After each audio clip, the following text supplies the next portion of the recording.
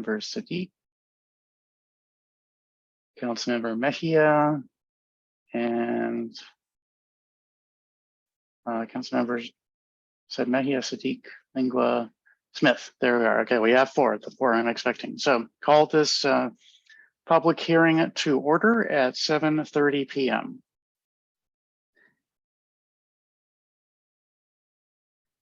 So the public hearing is intended to be an event where residents can talk to us about the proposed changes to the permit parking legislation. Let us know what they think of those changes, provide input on the program overall. Let us know anything that you care to let us know about permit parking in the town.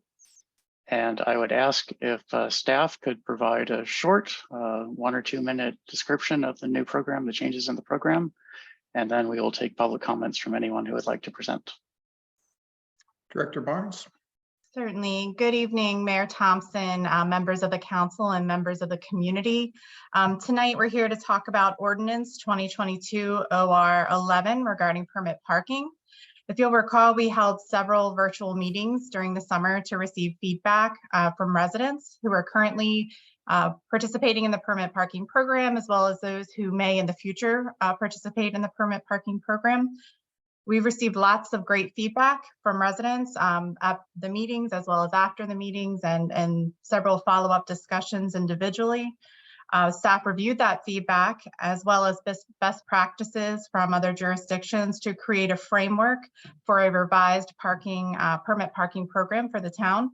The program creates a fair and equitable management or administration of a limited resource, which is on-street parking.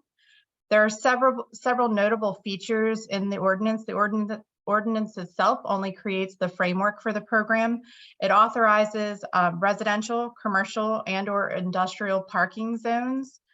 It establishes 4 different zone types, and that's Zone 1, Zone 2, Zone 3, Zone 4, and those numbers correspond to the number of permits authorized for that permit parking zone, whether it be residential, commercial, or industrial. The program is reestablished every 24 months, so the mayor and council will review the permit parking zones every 24 months and make determinations as to whether they currently are working or need to be tweaked. There's a process within this ordinance for the designation of new parking zones. So that is something that residents can come together and apply for a new permit parking area. And there will be a review process and a recommendation based on the characteristics of the neighborhood or the zone that's proposed. And there will also be visitor and temporary parking permits. So those are some of the highlights of the proposed program. There has been a lot of research done, a lot of feedback received, and Town Attorney Fred Sussman has worked with staff to draft this framework. The ordinance, again, creates the framework. There will be an accompanying resolution to establish the zones. What's recommended currently would be for the areas that are already within the program, all of the areas within Madison Hills, so that includes Signet Lane, Super Place, and Silk Tree Drive, would be in Zone 2. So that would be 2 parking permits per residence. And then the other areas that are throughout town would be in Zone 4, which is a 4 permits per resident. So there's no change to that portion. I also wanted to note that there are no changes to the costs of the permits. In fact, it might be a little less expensive for those who may have a 1 or Zone 1 or Zone 3 in the future. So I think that covers everything. If there's any questions, please let us know. Thank you for that summary, Director Barnes. Anyone wishing to provide public comment or ask questions, please raise your hand and I'll recognize you.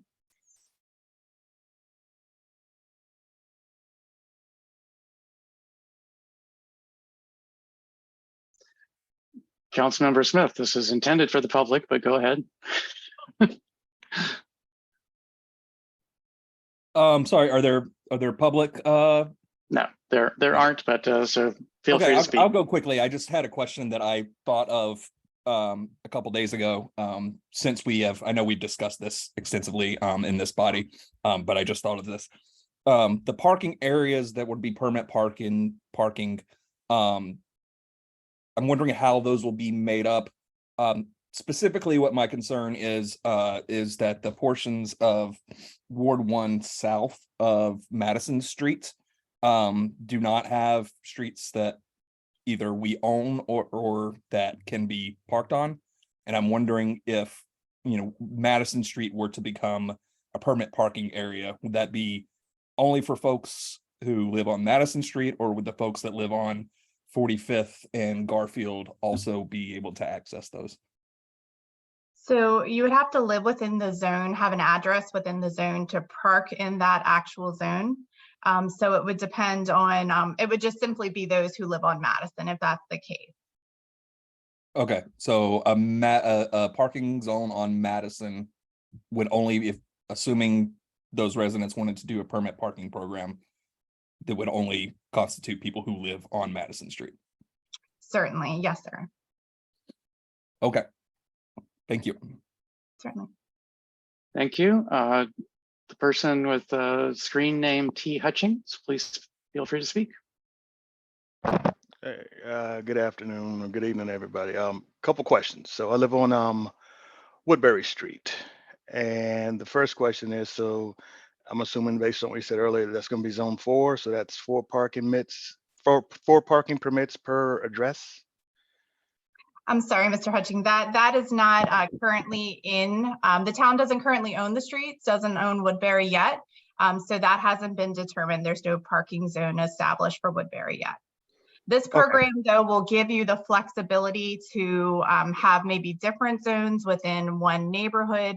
This program is designed so that the town can grow into that and address a variety of concerns, since all the neighborhoods are a little bit different. Okay, I got you. Well, there's no need for my second. Well, you know what? I'll throw the second question out there anyway. I don't know if it's pertinent. And the question was whether or not the apartment complex would be allowed to have on-street parking permits over at the same place over at behind Whole Foods, Riverdale Park Station. I don't know if that's come up or not.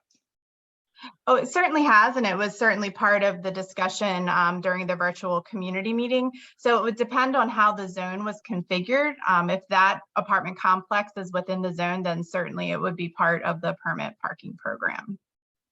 Okay, and then on the last note for that one, it was just a thought that occurred to me, and it was like, the people that own property, we pay taxes, and the people in the apartment don't pay property tax.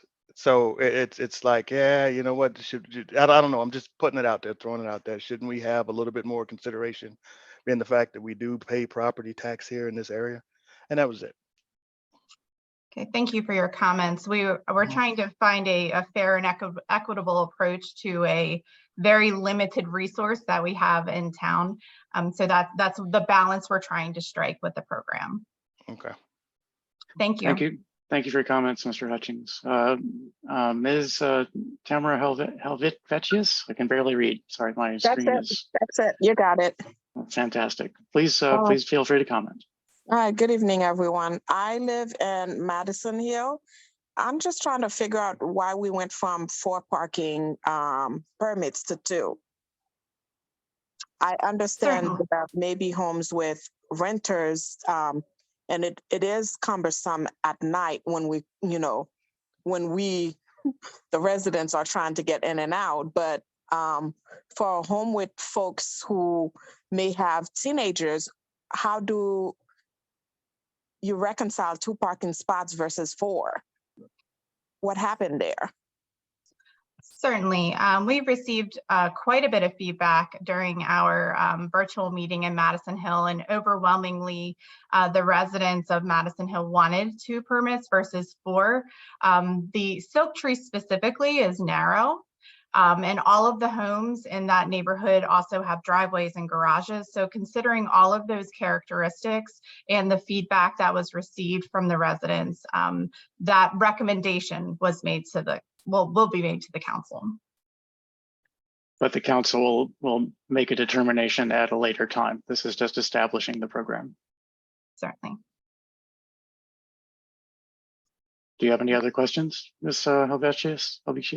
How will visitor parking work then under this new proposal for Silk Tree? So visitor parking is very specifically laid out in the section of the code, the proposed section of the code. And basically, if you give me 1 second, I can get to that section for you. Visitor parking permits would be very similar to the way it is done now, that you would apply for up to 5 parking permits per event and no more than 10 would be issued per month for a residence business or industrial entity. And those are 24-hour parking permits, correct? They're 48 hours. 48 hours. Okay. All right. Thank you. Certainly. Thank you for your comments and questions.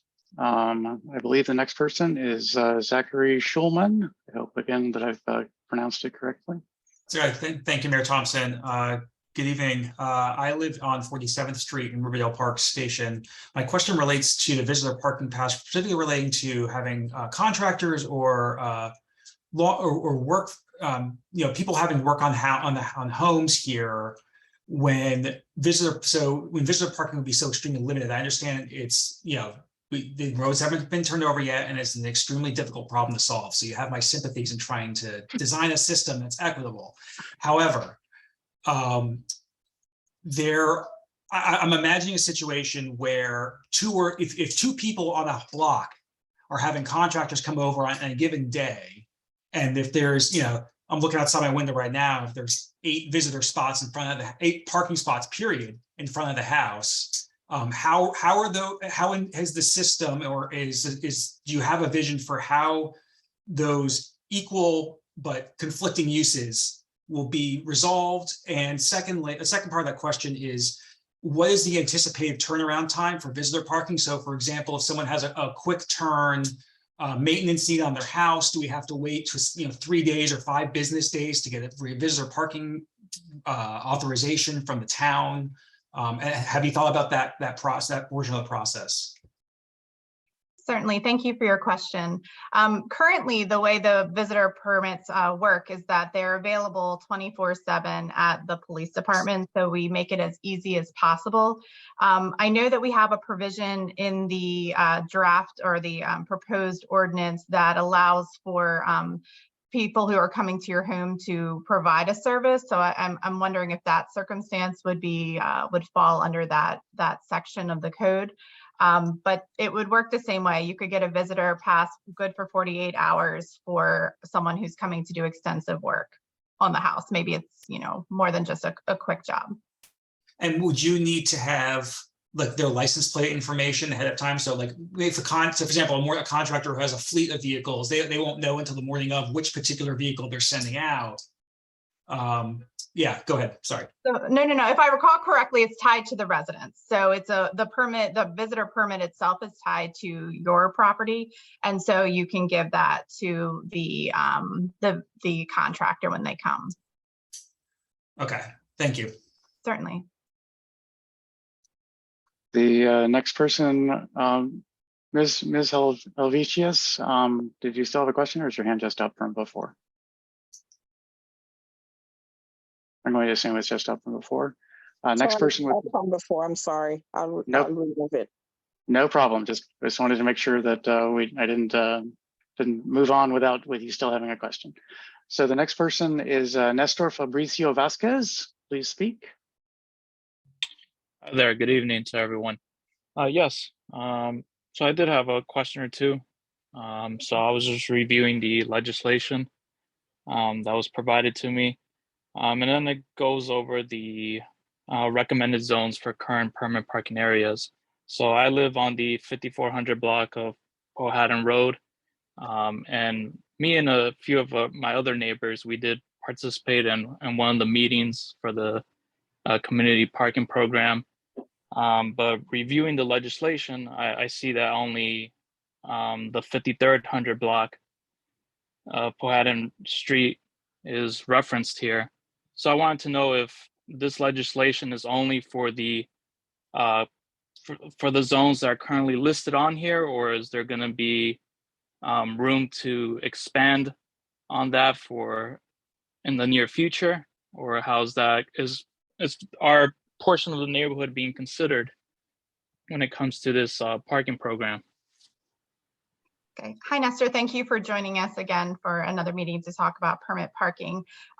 So the permit zones, the ones that are proposed, so let me go back. There's two pieces of legislation, one of which we're looking at tonight, which is the ordinance. And the ordinance is what establishes the framework for the program. It doesn't designate the zones. That's done in a resolution. So with Okay. regard to the ordinance itself, there is a specific process for how to add permit or request a permit parking zone.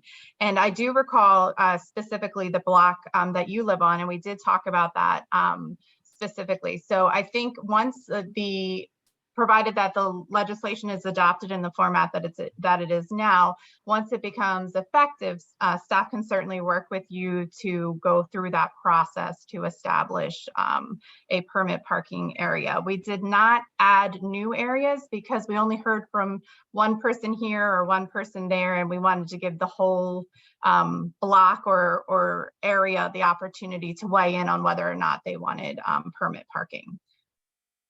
Okay, Does that answer your understood. question? Yes, Sure. thank you. Certainly. Leo D, please feel free to speak. Thank you.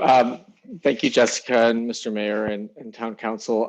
Just wanted to weigh in. This is something that came up in a smaller community discussion with RPS when you guys did those. By the way, I wanted to echo Zach's comment, just expressing appreciation for this, which I think is a very tricky, situation to figure out. But one particular thing I wanted to note that came from those previous meetings is having been a previous resident of College Park, where they have contracted out enforcement. I noticed a significant presence, and oftentimes individuals had a very small grace period when it came to enforcement and recognizing whether they were in violation of a policy. So I'm just wondering, is the town considering that option?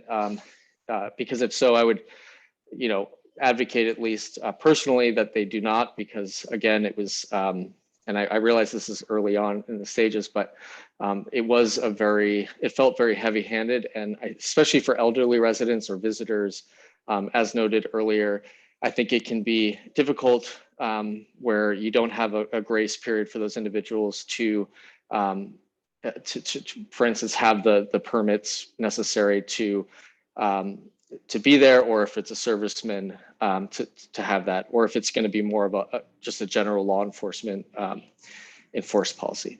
Thank you. Mr. Mayor, may I respond to his question?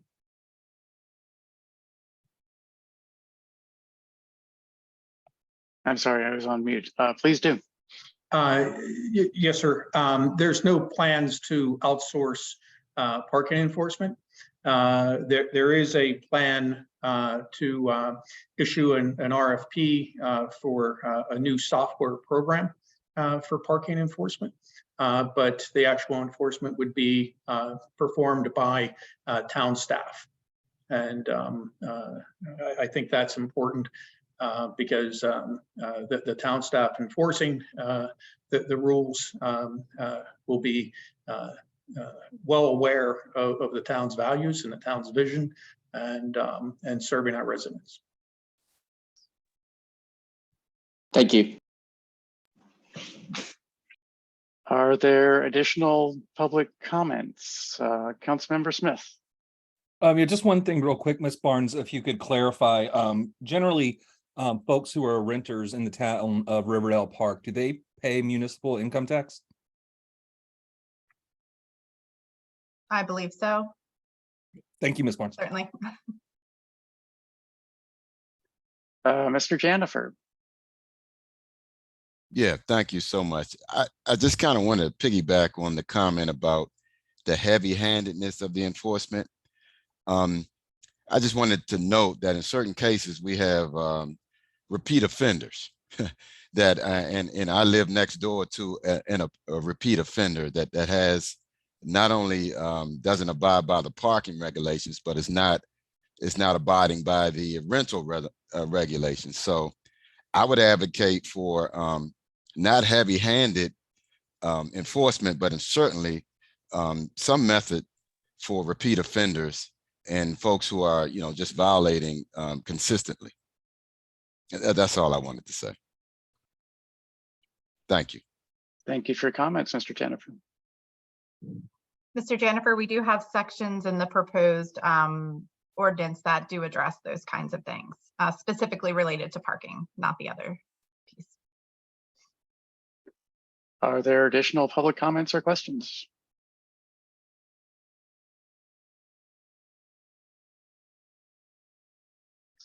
I don't see any more hands up. I have to say that this is one of the most engaged public hearings that we've had in quite a while, quite exciting. We're at about 21 minutes into this, and we've had interesting opinions, and will help guide the council in adopting the legislation and eventually guide the town in implementation. So thank you everyone who came, and I appreciate the comments and questions from everyone. And I'm going to adjourn the meeting unless I see any more hands come up in the next 10 seconds or so.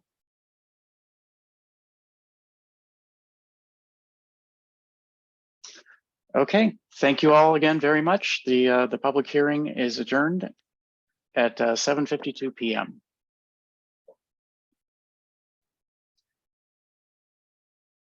We will move immediately into the special legislative meeting. So I'll call the meeting to order, also at 7:52. Members of the council, there is an agenda before you. Are there any amendments to the agenda, and are there any stated conflicts of interest for agenda items?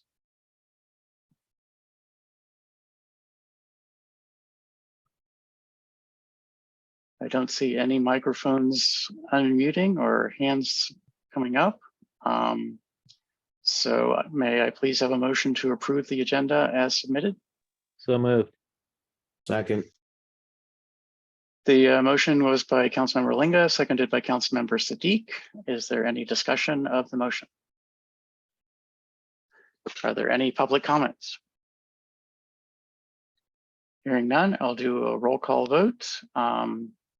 Councilmember Smith? Aye.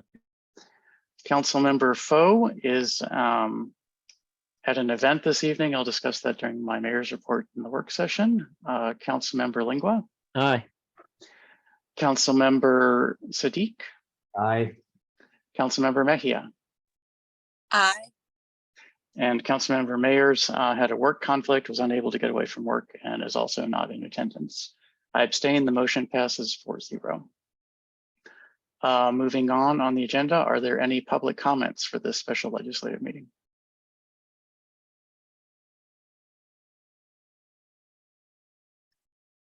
Hearing none, I'm going to be marking up my agenda here so I don't miss anything.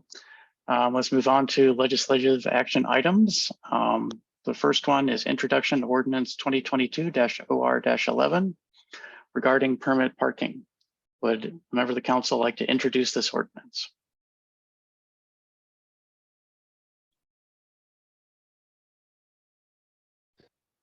Mr. Mayor, if I may, please. Please. I would like to introduce this ordinance concerning permit parking for the purpose of providing for the establishment and designation of certain residential as well as commercial and or industrial parking permit areas and the administration of a new permit parking system, which is to ensure the efficient and equitable administration of the limited on-street parking spaces available. And it'll be rescinding certain existing residential permit areas and residential permits And also it'll be generally relating to permit parking in the town of Riverdale Park. Thank you, Councilmember Lingua, for introducing the legislation. We do not discuss legislation at introduction, and we will be considering this at the next meeting. We could even potentially discuss it under the work session later this evening if that was of interest to council. So with that, we can move on to legislative action item number 2. The motion to approve the town manager's performance review timeline and process. So at the most recent meeting, I believe it was at the December legislative meeting, I provided a draft of this process and timescale, and solicited feedback from the council. I haven't heard any. So I would appreciate a motion to approve and adopt the town manager performance review timeline and process as presented. So moved. Second. Motion by Councilmember Smith, seconded by Councilmember Lingua. Is there any discussion of this motion?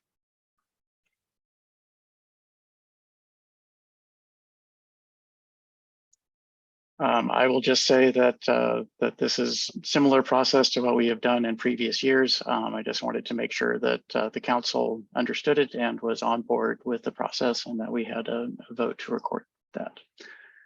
So thank you. Are there any public comments on this motion?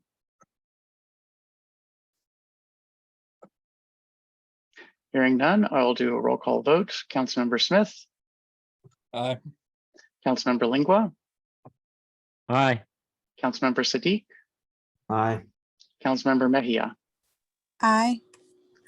And I abstain. The motion passes 4-0.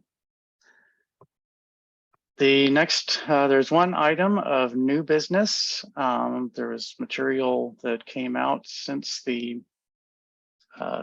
draft was prepared. If staff can bring it up onto screen. There are multiple bills that were introduced in the county council, and the timescale for providing feedback on them is very tight. The actual date is not as written on this distribution, January 9th, but it's actually January 3rd, I believe, is the date that feedback must be provided. And so I thought I would give the council an opportunity at tonight's meeting to express support or opposition should that be of interest. And you can see the general discussion of each piece of legislation here. So would the council like to discuss this, or would someone like to make a motion at this time to either submit a letter in support or in opposition? Or do we just let this process play out without council input? I think this is something for discussion. Okay, well, feel free to start discussing.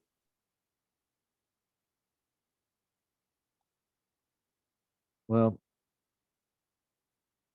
would you like me to summarize Well, I mean, one of the things that, when I was reading over these is my concern with how this plays with what the county went through this process of rezoning certain areas. Mm-hmm. And well, I wasn't really pulling up what the county had gone through and established.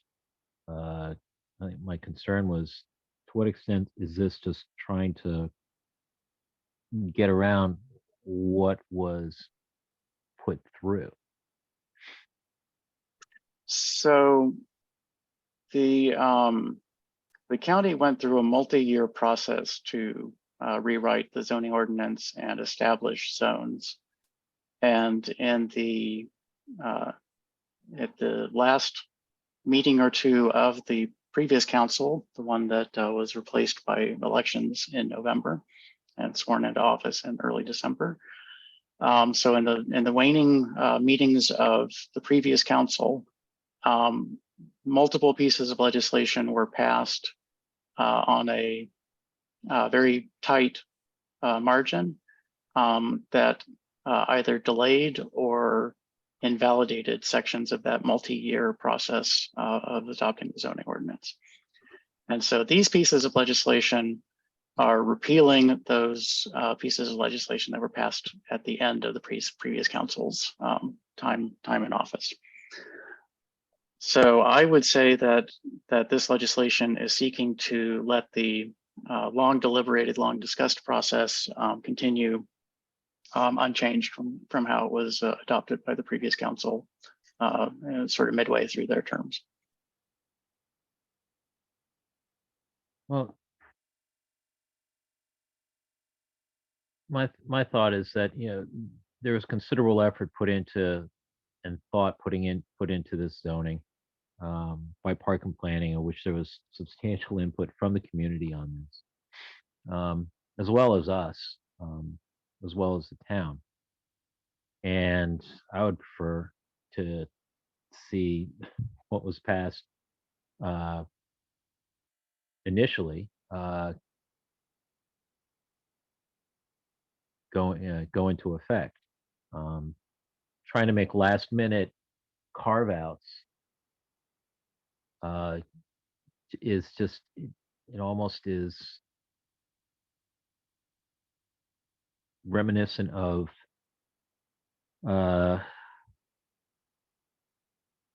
other moves made by the county council in certain areas, trying to do certain overlays and things of that nature for specific things done at as an insert at a late point in the process of a bill being, passed and enacted. And I would just rather see this process play out in a more open and more transparent way, so that all can have input into, if there are going to be changes, that it's done in a more deliberate process. Okay, well, it sounds like you are in support. You would think that writing a letter in support of this legislation would be a good idea. Yes, absolutely. Okay, Councilmember Smith has his hands up. Do you have any more comments or? Yeah, just a couple questions if as I'm not familiar with the sort of line by line of all this. Would any of this affect the developments at the Chambers property or the lofts at Riverdale Park? No. No. And also, does this do anything related to single family detached dwelling zoning? I don't believe so. I believe that the council, when they passed the zoning ordinance, the major rewrite of the zoning ordinance, decided at the end of that process to not allow accessory dwelling units on single family properties, and none of these bills had overturned that. So there won't be the zoning ordinance doesn't allow the accessory dwelling units, but this will not change. These bills passing will not change that at all. Okay, and would anything in here limit or eliminate future single family detached zoning? No, but the county council would have to take that up as an amendment to the existing zoning ordinance. Gotcha. And hopefully in a deliberate and careful process. I hope they do take that up in a deliberate, careful process, because for many reasons, including housing affordability and climate change, et cetera, that's something that we need to move away from. So thank you. Of course. Councilmember Siddiq. Yeah, while there are lots of issues on both sides on how zoning is apportioned in the county, rushing out and changing it in the first session is not a healthy way to govern how zoning is apportioned. So although I don't support the previous council's zoning in entirety, changing it this quickly was, I believe, a mistake. So you you would not support this legislation. Is that a summary of your position? I would support a letter saying we should stick with the previous county council's zoning, which they passed at the end of their term. Okay, so just to be clear, the previous county council passed the major rewrite of the zoning probably 2 years ago, maybe 3 years ago. And then in the last few sessions, they passed some amendments to that previously adopted zoning ordinance. And you would support leaving the amendments that were added at the end of the county council session in place. Yes. Okay. So we have a split opinion on the council. So now that we've discussed it, does someone wish to make a motion?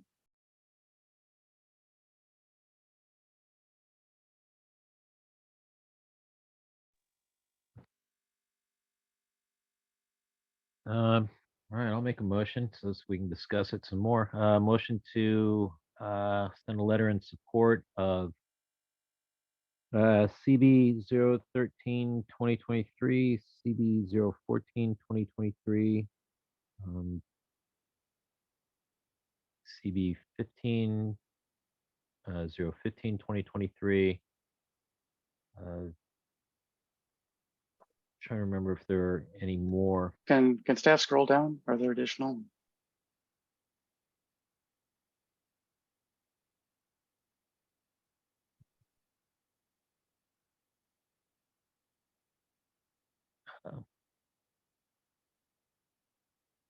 So it goes all the way to 18. 18. So that's what I thought, but I wasn't sure. I thought maybe it might have just gone to 16. Well, let me rephrase that. Motion to send a letter in support of county bills CB 013 2023 through CB 018 2023.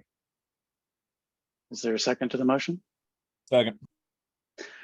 Motion by Councilmember Lingua, seconded by Councilmember Smith to have the town send a letter of support for County Bill 013 through 018-2023. All of the bills that were discussed this evening. Motion is on the floor. Is there any discussion of this motion? Mr. Mayor, if I may. Please. The way I'm just seeing this is, you know, as I stated before, this was something that was passed, you know, earlier in the term of the previous county council to essentially add such substantial amendments to it so late in the term. It sounds like this was done, you know, after the election. You know, almost a lame duck session with really not a substantial amount of time to really deliberate and discuss these changes before the public. I mean, I don't think anyone had any idea that, you know, there are going to be this many changes. I mean, I don't recall seeing anything previously about the changes, you know, in the earlier months prior to the election. So essentially, getting back to square one, so to speak, with these county bills, I think will then can allow more of a careful consideration. And if some of these come back and there's been more of a discussion, there's been more community input on it, and they decide, well, we need to change that, you know, we need to amend it. Okay, fine. At least then there's been more of a open process and a little more time for considered deliberation on it.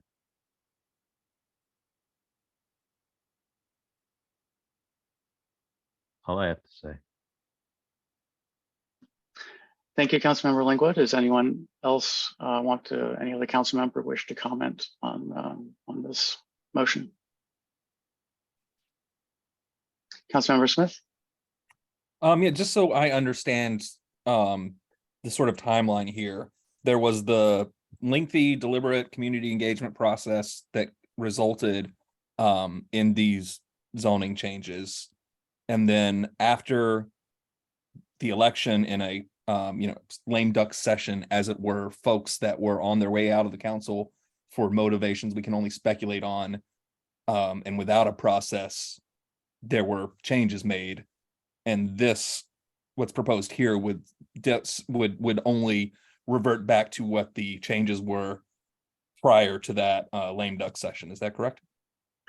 That's a reasonable discussion. I would like to say that I'm not sure of exactly when the discussion of this legislation started. It may have been after the primary, and given the party politics of Prince George's County, then the primary election is almost the final election. But I don't know whether it was actually after the actual election or not. So I don't know. You can determine for yourself whether you view that as a lame duck session. Okay, thank you. Councilmember Sadiq. And so while it may seem that these last minute previous county council changes were rushed through by a lame duck session, then rushing through to repeal them does not seem like the right avenue. The rushing thing is a bad idea. Then it's a bad idea. Don't rush the repeal. Let's talk them through. You've got time. This is a big boat. Should turn slowly. That's all I had. Okay, thank you, Councilmember Sadiq. Mr. Mayor, if I may. Please. So, Mr. Mayor, so is it the council members' position that essentially what would probably be better is a letter essentially asking the county council to take more time to consider what it is that they're re-amending? Yes. Okay. I mean, I could work with that as well. I mean, it's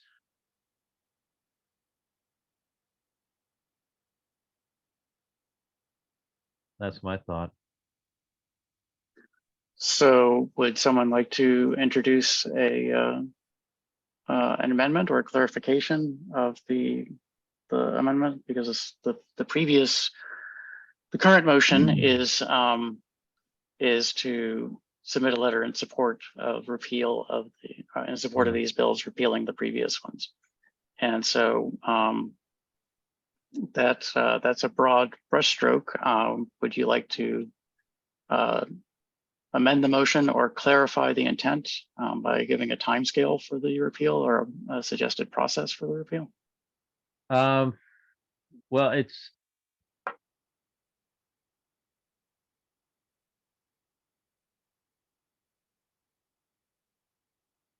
so essentially what we're just, what we'd be asking of the county council is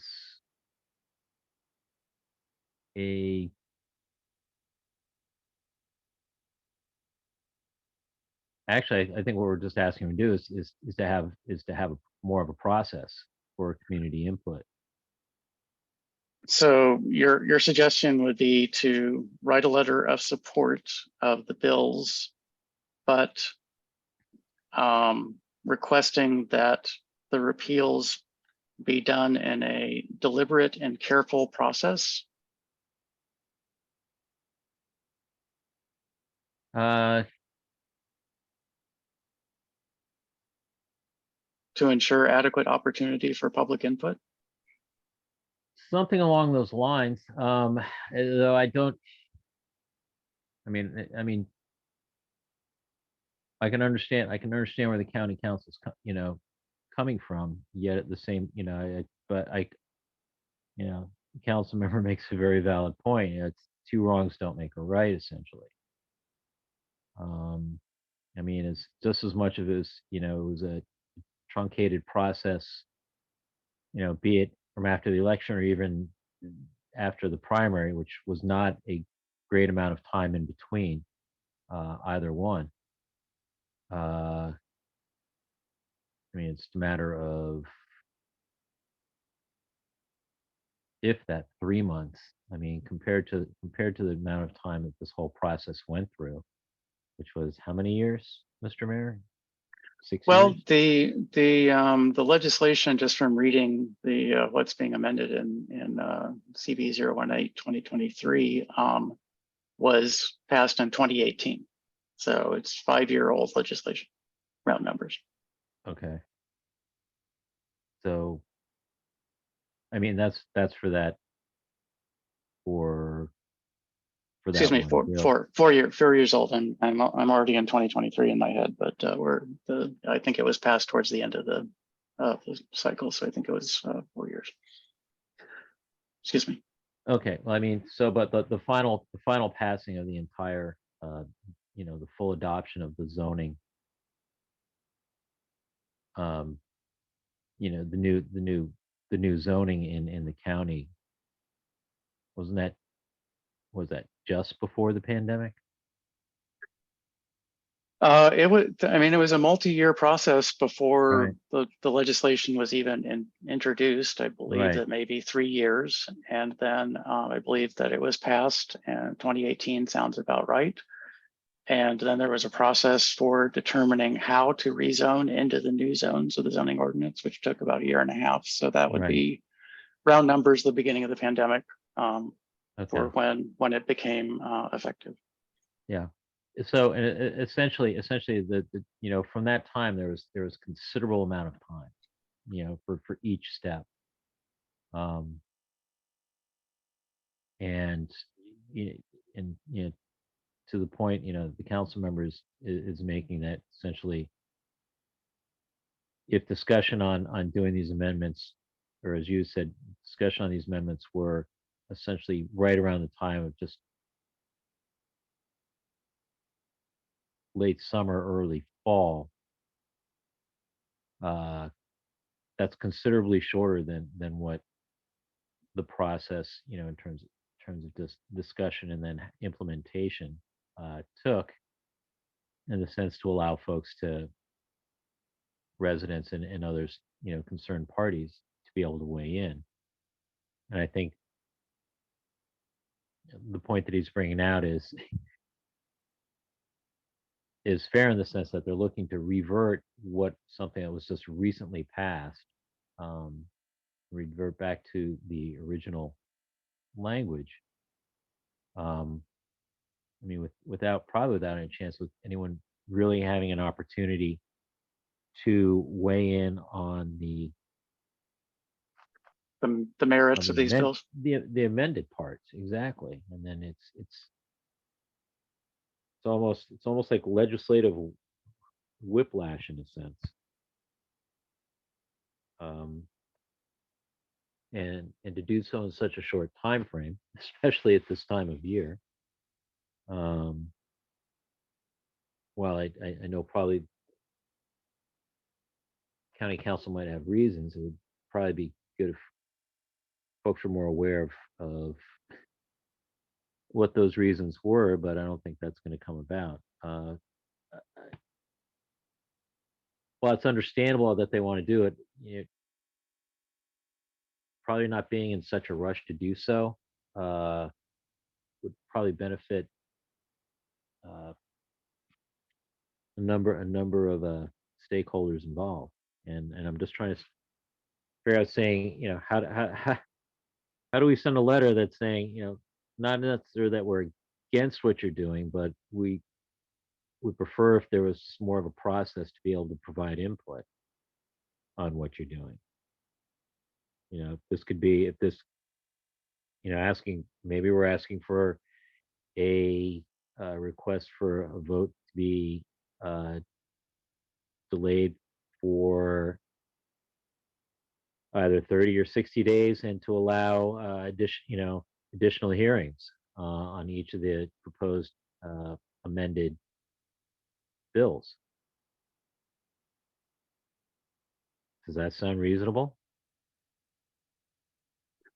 I mean, I don't know what the full process that this will go through is, but Right. we could definitely. I think that kind of hits the nail on the head. We're not sure, you know, what the whole process is going to be on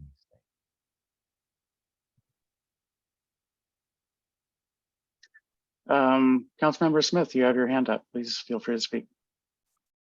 Yeah, as I see it, this legislation would essentially correct an error.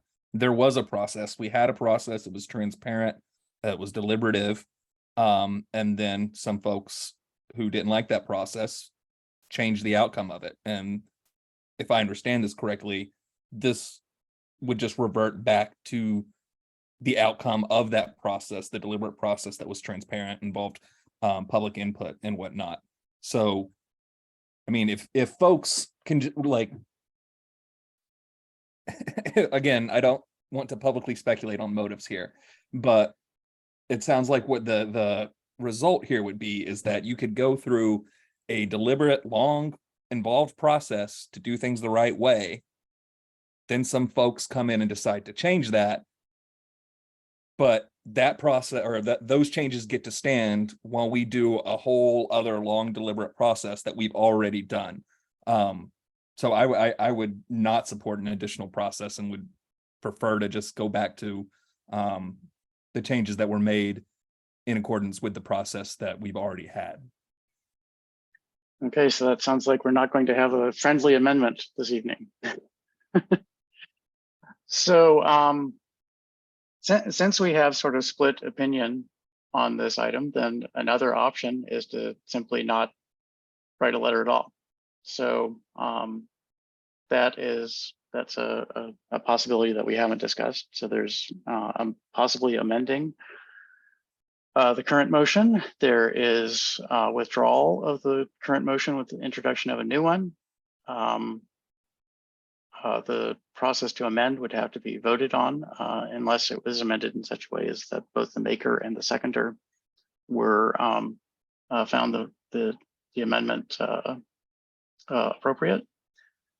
So how does the council wish to move forward on this? Well, that's a good question. What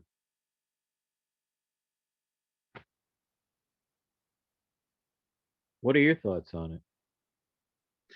What are my thoughts? I am, if I were to vote on this, and I don't know whether I will or not, I am more or less of the opinion, especially having read some of the details of some of these, though not all of them, that that these bills are all contrary to the goals of the main zoning ordinance that we discussed and refined over so many years.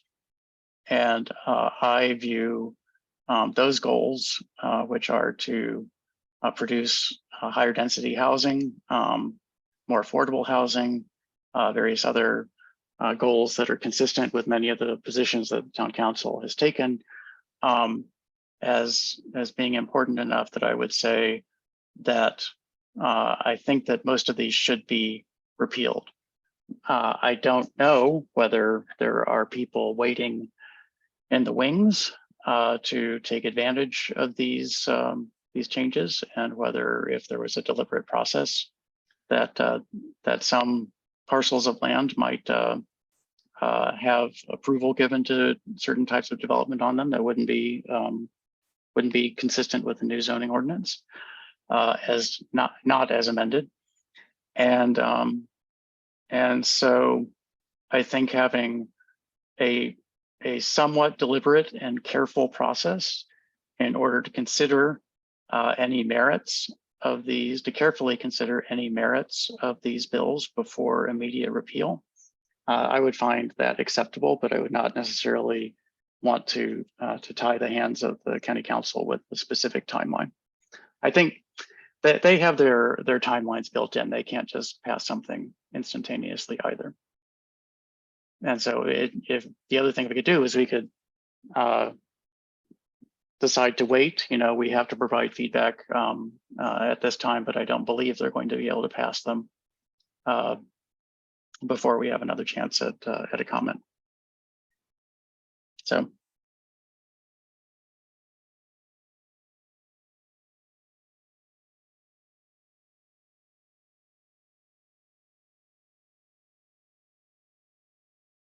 But I think expressing an opinion that we would like them to carefully consider any merits of these bills before repeal is perfectly reasonable statement to put in to a letter.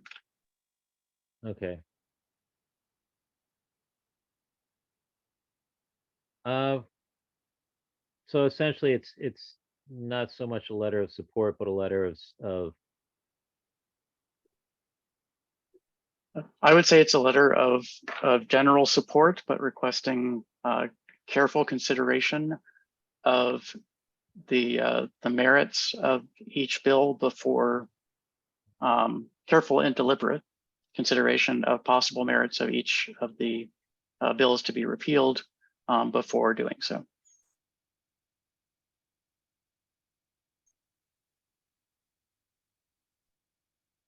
So essentially a motion to support contingent upon the county council taking on a deliberate methodical process for individual consideration of each bill. Mm-hmm. Can we add transparent to that? Sure. Transparent, sure. Absolutely. Deliberate, methodical, and transparent process for each individual bill. Mr. Town Manager, can we consider that an amendment to the original motion? I think that it could be considered as an amendment. It could also be considered as guidance to staff on writing the letter, or to me on writing the letter. Okay.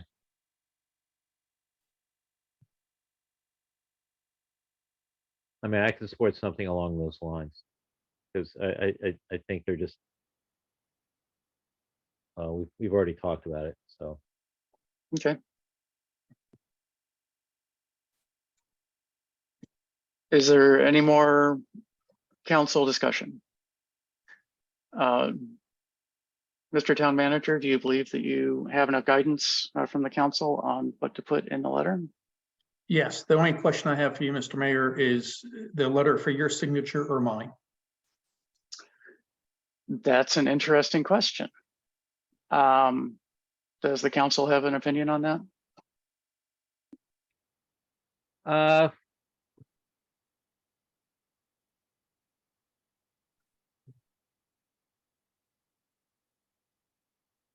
If I could offer. The difference being? I mean, not much. It's the opinion of the town of Riverdale Park. Yes. Either way, I mean, you both. I mean, you both in various capacities speak for the town of Riverdale Park. Right, but we would simply be conveying the opinion of the council. Either way. Either way, I think either way, if not both, I mean, that's fine. So you do not have a preference, Mr. Town Manager. You had a thought on? I did, sir. So if the letter is going to the county council as the recipients, my recommendation, if asked, would be that the letter have your signature, sir, as the top elected official. If it was going to the county exec's office, I could either be both or mine. But I think going to the council, I think it's most appropriate to come from you, sir. Yeah. Okay. That makes sense. Okay. Yeah. Councilmember Smith, would you accept that as a friendly amendment to the main motion that the letter would be signed by myself? Sure. Okay. Is there any additional council discussion? Are there any public comments?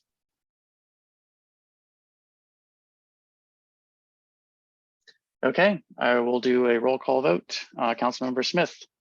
Abstain. Councilmember Lingua. Aye. Councilmember Sadiq. Aye. Councilmember Mejia. Aye. And I abstain. The motion passes 3-0. That completes all the item. 302. Thank you, sir. Correct that. 302.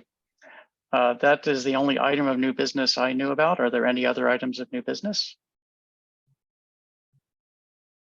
Are there any items of unfinished business? May I please have a motion to adjourn? So moved. Is there a second? Second. Motion by Councilmember Smith, seconded by Councilmember Lingua. We do not discuss or debate. I'll do a roll call vote immediately. Councilmember Smith. Aye. Councilmember Lingua. Aye. Councilmember Siddiq. Aye. Councilmember Mejia. Aye.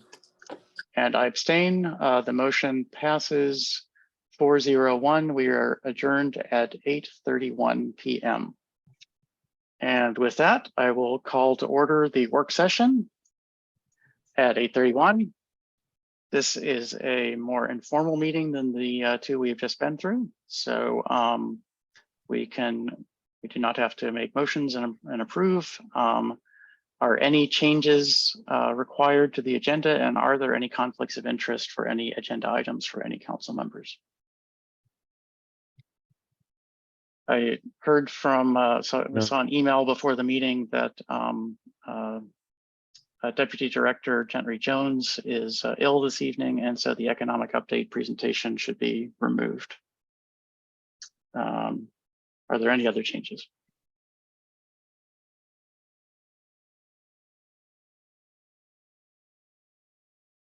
Okay, then let's move on with the removal of that presentation. First item on the agenda is my report. So I will try to give a quick report because I understand that there are some council members who need to be out of here by 10 o'clock or so. I'm going to tell a story that I find quite heartening that happened just last week and shows the joy and pleasure of living in a municipality. So last Tuesday at a few minutes before 5 o'clock, I got a phone call stating that the gas was out at one of the apartment buildings in town. It was a cold day. The gas had been out for several hours, so people were unable to cook, the heat was out, so it was getting colder in the apartments, and it didn't seem like it was getting fixed very quickly. I contacted town staff, and for 5 minutes before 5 o'clock on a day in the middle of December, they all immediately, despite that, they all immediately jumped into action to try to help the residents of that apartment building find a warm place to sleep, find food, find a safe way to get to the warm place to sleep. And so working with the apartment building's owner and with careful discussions between staff and the ownership, then many hotel rooms were reserved, and all of the arrangements were made using the apartment owner agreed to pay for the hotel rooms, but the town paid for any incidental expenses, which I believe agreed to pay for those with put a credit card down. And so we were able to provide rooms for those residents. Town staff also opened up Town Hall as a warming center for those who might not want to go to the hotel, but might want a warm place to step in and be warm for a little while. And people were up past midnight, making sure that everything was in place. The warming center was open until about 3 a.m. And I was just so pleased to see this example of effective municipal government in our own town. And I just had to share this story, and I will probably do a better job of sharing it at the legislative meeting in January and in my town crier report. But I just want to say thanks to everyone, all the town staff who participated. I believe that there were people helping out in all departments and helping make this situation get resolved as quickly as possible. So I wanted to share that and let people know the great things that town staff have been doing. Very briefly on COVID, the measured infection rates are up by about 50% than they were earlier this month. We're still having about 3,000 deaths per week nationwide. And the recommendation from public health experts is so-called vaccinate plus. So get vaccinated, and then on top of that, since the vaccines are not as effective as we would all like, wear good masks, try to ensure good ventilation, and try to maintain distance from others to your best of your abilities. I hope that everyone listening to this will do those over the upcoming holidays. I know that's difficult, and it's there will be holiday events, family events, getting together with people who may be from out of town. And so I'm going to suggest something that if you cannot do those, if you cannot wear the mask, ensure good ventilation and maintain distancing, then please, please, please just follow the very simple advice that if you are sick, if you are feeling ill, stay home, do not join these events. If you are at one of these events and someone there is obviously ill, consider whether you want to be there or whether you might want to skip out early. And this could prevent transmission to others who might be in a much worse situation than you, and help them to enjoy the remainder of their holidays and perhaps be able to see the holidays coming up next year. So with that, I will add one more remark, which is that I said in my town crier report that Christmas Day is my favorite holiday of the year, not necessarily the religious implications of it, but just the fact that the loud, noisy, dirty, exciting, but still it's good to have quiet now economy does stop, and there is peace and quiet for a day. And I really enjoy that peace and quiet and spending time with my family. I hope that everyone listening has an enjoyable holiday season, has an enjoyable days of whichever holidays you celebrate. And with that, I will end my report. Thank you. Next on the agenda is the town manager's report. Mr. Town Manager. Yes, Mr. Mayor, members of council and the community and staff team. A few things to note.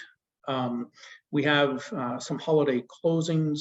The Department of Public Works and Town Hall operations will be closed on December 26th and on January 2nd. There will be no trash and yard waste collection on December 26th due to the holiday. There are no changes to trash and yard waste collection on January 2nd. We also did not have on the agenda tonight the Comcast cable agreement. The attorneys are still working through some final issues there. But I do hope that we'll be able to bring that back on the agenda in January. Recently, the town has put together the holiday party bags, and they've been distributed to families in town. And then on Thursday is the town's toy distribution. So I want to thank those who donated toys or funds towards toys, and then especially to the staff who are working on this toy. This annual giving campaign to bring joy and a smile to a young person. And so I want to thank all the staff involved. We have many staff in the police department involved. We have staff in administration involved, and obviously in finance. And but I want to thank the staff for their efforts. And lastly, to echo the mayor's comments about the holiday. Just wishing all town residents and the elected body and the staff team a safe and joyful and peaceful holiday season, whichever holiday folks happen to celebrate. And that's all I have tonight, Mr. Mayor. Thank you, Mr. Town Manager. Unless there are any questions for the town manager, let's move on to council, committee, and ward reports. Councilmember Smith, Ward 1. Thank you, Mr. Mayor. This past week, we had some of us the opportunity to join the Riverdale Park Business Association for their annual Christmas party at Le Fantôme in Riverdale Park Station. It was a great gathering to discuss, one, just to celebrate, but also had some good discussions about our future going forward in Riverdale Park, and how we can ensure that we have great thriving businesses that serve our community. So definitely, as always, especially during this holiday season, if you haven't gotten all your gifts yet, if you're one of those last minute shoppers, do please consider our local small businesses here in Riverdale Park so we can keep our community vibrant and thriving. Oh, and just to echo the mayor's comments, thank you to all of the staff who were able to jump in to help residents with the gas issue. As someone who has lived in an apartment in a different municipality when the gas went out, I can assure you this doesn't happen most places. A lot of places you'd just be on your own. So extremely proud to live in this community and have such dedicated staff that can jump into action that way. Want to congratulate our longtime state senator, Senator Paul Pinsky. After 30 years of representing Assembly District 22 in our state legislature, he has been appointed to lead the Maryland Energy Administration by incoming Governor-elect Wes Moore. He has fought for so many great things that we have in our community, more things that are coming that haven't, started construction or whatnot yet, that he has worked hard for our community. So thank you to him and congratulations to him as well. Lastly, just Mr. Town Manager, I'm hoping that soon we can get some updates on the road transfer issue. I know you and I have corresponded about that this week and pretty much every week for several weeks. So I know that you and the staff agree with me that it's past time for this to be complete. I know our folks are working as hard as they can, but I'm going to continue to, try to push us to get it done faster because as we all know, as we've seen, as the staff has presented to us in the Walk Back and Drive initiative presentations, it's a serious issue of safety there, and I hope we can get that complete very soon. I know when I was elected a little over a year and a half ago, September of 20, was it? 21. We were told that, it was a matter of weeks or months. And here we are. Again, I recognize the staff's efforts. I know that you all are just as in a hurry to get this done as I am. But if there's anything we can do, whether it be with the county, leveraging our returning county council member to put in a word to speed things up, or with the attorneys, I hope that we are doing that and can do more. And that would conclude my report. Thank you. Thank you, Councilmember Smith. I didn't mention it in my report. Councilmember Foe is being inducted into his high school basketball Hall of Fame. He has held the all-time high scoring record for approximately 25 years. Maybe it's actually hitting 25 years, and that's the reason for the induction. But that's where he is tonight, and just wanted everyone to let him know, let everyone know what he's getting, and congratulate him when we see him next. Councilmember Lingua and Ward 3, your report. Thank you very much, Mr. Mayor, and thank you for that update on the whereabouts of my esteemed colleague from the 2nd Ward, who, upon hearing this news, I'm somewhat gobsmacked to think that at one point in his life he had a jump shot. Well, that's youth for you. I'd like to thank my esteemed colleague from the 1st Ward for pretty much bringing up most of the points I was going to share, though I will add one small addition to what was presented at the Riverdale Park Business Association event. by Mr. Regulinski, and his desire to explore the possibility of electric vehicles, electric vehicle circulator system to include town center, Riverdale Park Station, and certain areas in and around town. And I think that this is something that we as a community may want to consider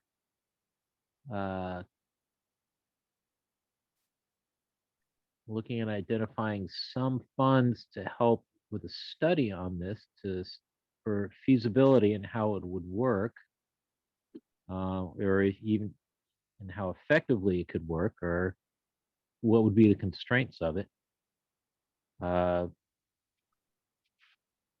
in conjunction with the folks who are running Riverdale Park Station, who are overseeing the development up there.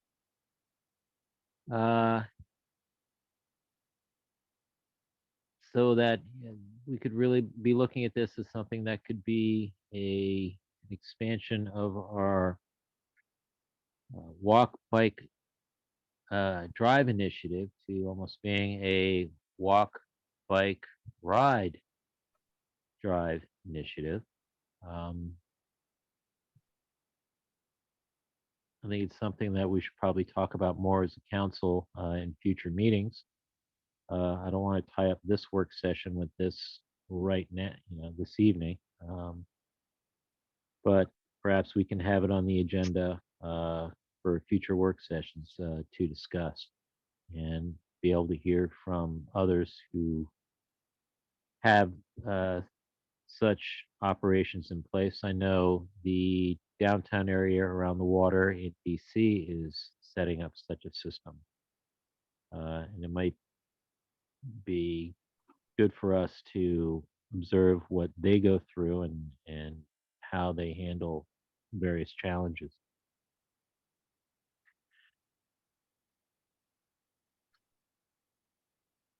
To the mayor's point regarding COVID-19, there's a recent report in the New York Times this evening from the mayor there asking residents there to mask up,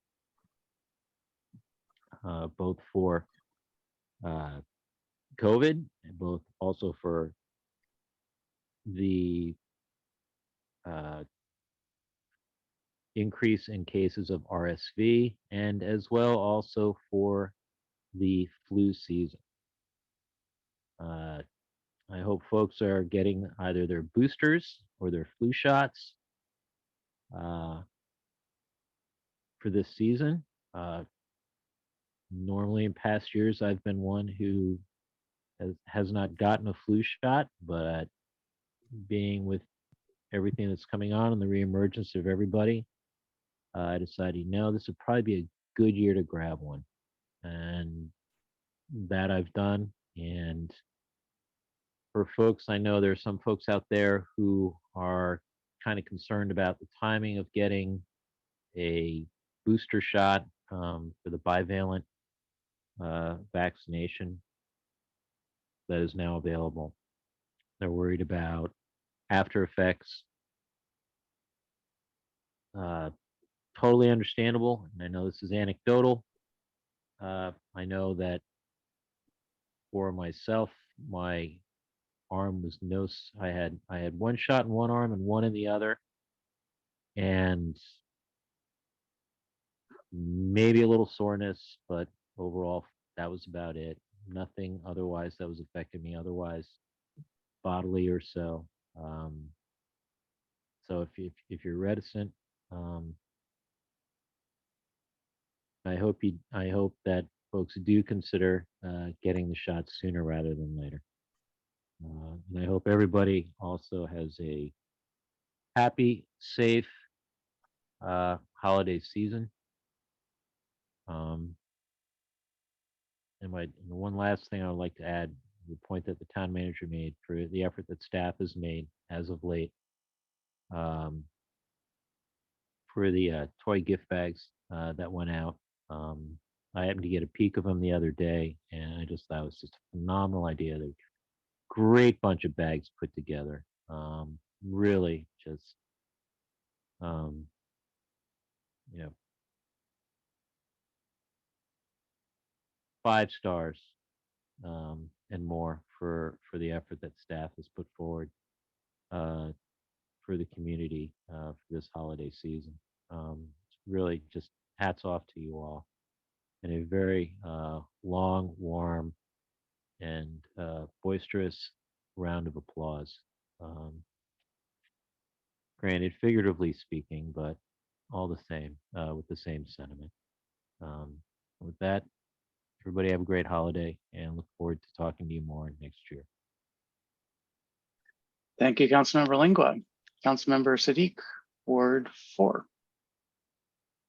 Hello, I was actually in France and Switzerland last week, and while I was gone, a concern was raised about the tot lot on Silk Tree, which did generate some conversation amongst various jurisdictions, I guess you would say, park police and local police, on perhaps more patrols in the area at night, and perhaps adding a light over the tot lot to discourage people hanging out at the tot lot overnight. So just wanted to update the community on that, and we'll see where the discussions go. That's all I had. Oh, have a Merry Christmas. Thank you. I had not heard about that, so I appreciate the update. Councilmember Mejia, do you have a report? Good evening. No, I have no report at this moment. Okay, thank you very much. That concludes council committee and ward reports. We can move on to public comments. These are usually restricted to items that do not appear under the work session discussion items. Are there public comments? I see a hand up. Zachary Schulman, please speak. Thank you, Mr. Mayor. I want to second Councilmember Smith's comments about the road turnover. I know this is an old, well-trod topic, but it's gotten to the point, you know, I've lived in the town since 2019, and it's gotten to the point that I question the safety of coming home every day, because I don't know what I'm going to face, specifically regarding 2 intersections, 46th and Van Buren and 45th and Woodbury. 46th Van Buren is the more egregious of the 2, because there was a stop sign there, as we all know, before the construction of the pilot house. And for some reason, unbeknownst to me, that has not been reestablished, that stop sign was not replaced.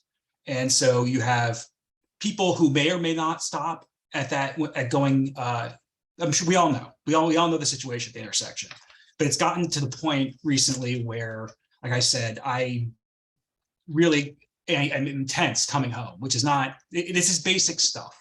And I understand that the jurisdictional issues and the question, you know, open questions about, you know, the road, the transfer of the streets, but it's almost comical at this point about why K-Fritz cannot get their stuff together. And I understand there's a money issue, but I would argue to them, and I would really you know, suggest the council make the point, or somehow communicate this, that a, you know, contributory negligence claim is more expensive than a stop sign, because someone is going to get killed. I've seen it happen is way too close too many times. And it's not something that I would like to, you know, living in a very, you know, relatively well-off area and a member of the G7, don't think I should be living that kind of country, in that kind of community where people just run stop signs effectively with no consequence. Secondly, issue on the other intersection of in front of La Fantôme. And Mr. Mayor, you spoke previously about trying to work with FedEx about stop having the FedEx, the trucks not parked right at that intersection. That problem still continues, and open questions about should it be a stop sign, people making very rapid turns, or simultaneously dealing with a blocked intersection It's very dangerous, very, very dangerous. In the past 2 weeks, I've witnessed almost 3 pedestrian car collisions, or very close calls. And it seems like K-Fritz is at best apathetic to the situation, at worst more, because from my perspective, if they cared about pedestrian safety, they would just fix the problem rather than worrying about potential consequences of their to their pocketbook. But apparently, again, back to my previous comment, contributory negligence claim is apparently more preferable to them than installing a stop sign. So would like, I know you guys are doing your best. There's only so much that town is able to do. Because I truly believe that if there was, it would have happened already if we were able to make this move faster.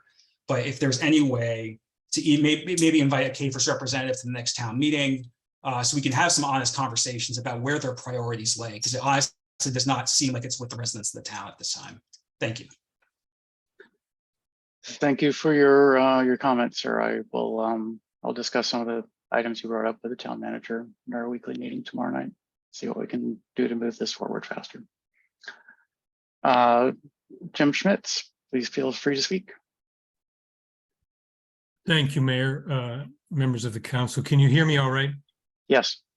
I want to second Zach's comments. It seems something as simple as replacing a stop sign that previously existed shouldn't be this difficult.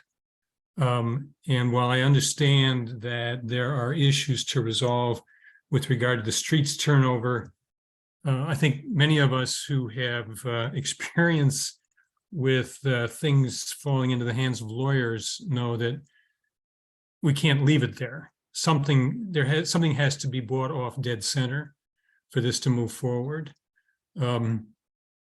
Like Zach, like all of my neighbors, we see this every day, where you have to look people in the eye behind the wheel before you step foot into the street, and even then you may not be safe. Can I ask, who is handling the discussions with K-Fritz on behalf of the town? Mr. Town Manager? The town's attorney is working with K-Fritz's attorney. I'm just wondering at this point, if perhaps at the next meeting we could get a briefing from him or her. I know that it's supposedly a question of easement.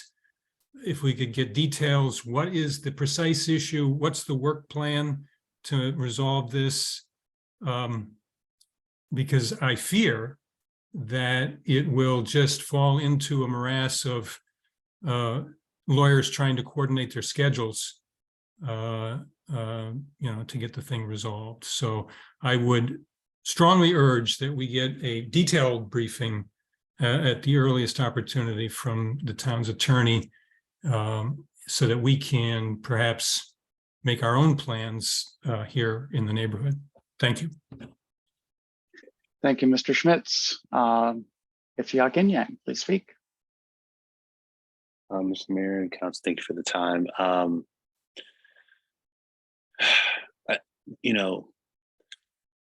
This has been, the safety issue. There's multiple stops. There's multiple intersections. I live at one on sort of Rhode Island Avenue, Woodbury Street. I've got a doorbell camera that I think is documented, 3 or 4, hits in the last, year plus. And I guess my question is, I think to Jim's point about, what are the lawyers doing? I think I'd be really curious to sort of see, are we what are the expenses that are going into this? We're going on, I think, almost 3 years of it's going to be 6 months away. Just be patient. And I think the patience is running thin as the accidents and close calls increase. So my question is really around, I think, 2 things. One, to Zach's point, are there temporary stop signs, or I know we had a speed sign capture thing that was used to sort of do the tracking. Is there something in storage that can be brought out? I'm willing to buy a stop sign myself and put it there. Like I think the issue of the stop signs, I think, are probably the most egregious, because it seems like, whenever, the HOA is sort of asked either side, it's kind of been the other side is sort of waiting on, it seems like either the town and K-Fritz aren't talking, or there's some technicality that's waiting to be solved when, can something be brought out of storage? Can something be put temporarily, a sign or something, just to give people pause? I think that's the first question. What can we do as we wait for the lawyers? And then I think the second item is just at now I'm sort of concerned about the cost, the expense that taxpayer dollars are going towards this process, which has been years long. We've had conversations on what would it cost to put in new signs, speed reduction, implementation throughout the community. Do we need to also be tracking how long this is taking and cost the staff and lawyer fees as well? It's any updates on where we are and where we're moving forward would be greatly appreciated, because I'm tired of myself personally of trying to relay this message, because I'm running out of excuses.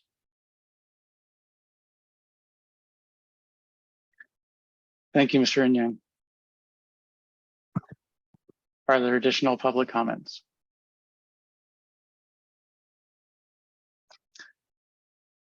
I think we've heard the message, so thank you all. There's no additional public comments. Let's move ahead to work session discussion item. Mr. Mayor, if I could just follow up real quick.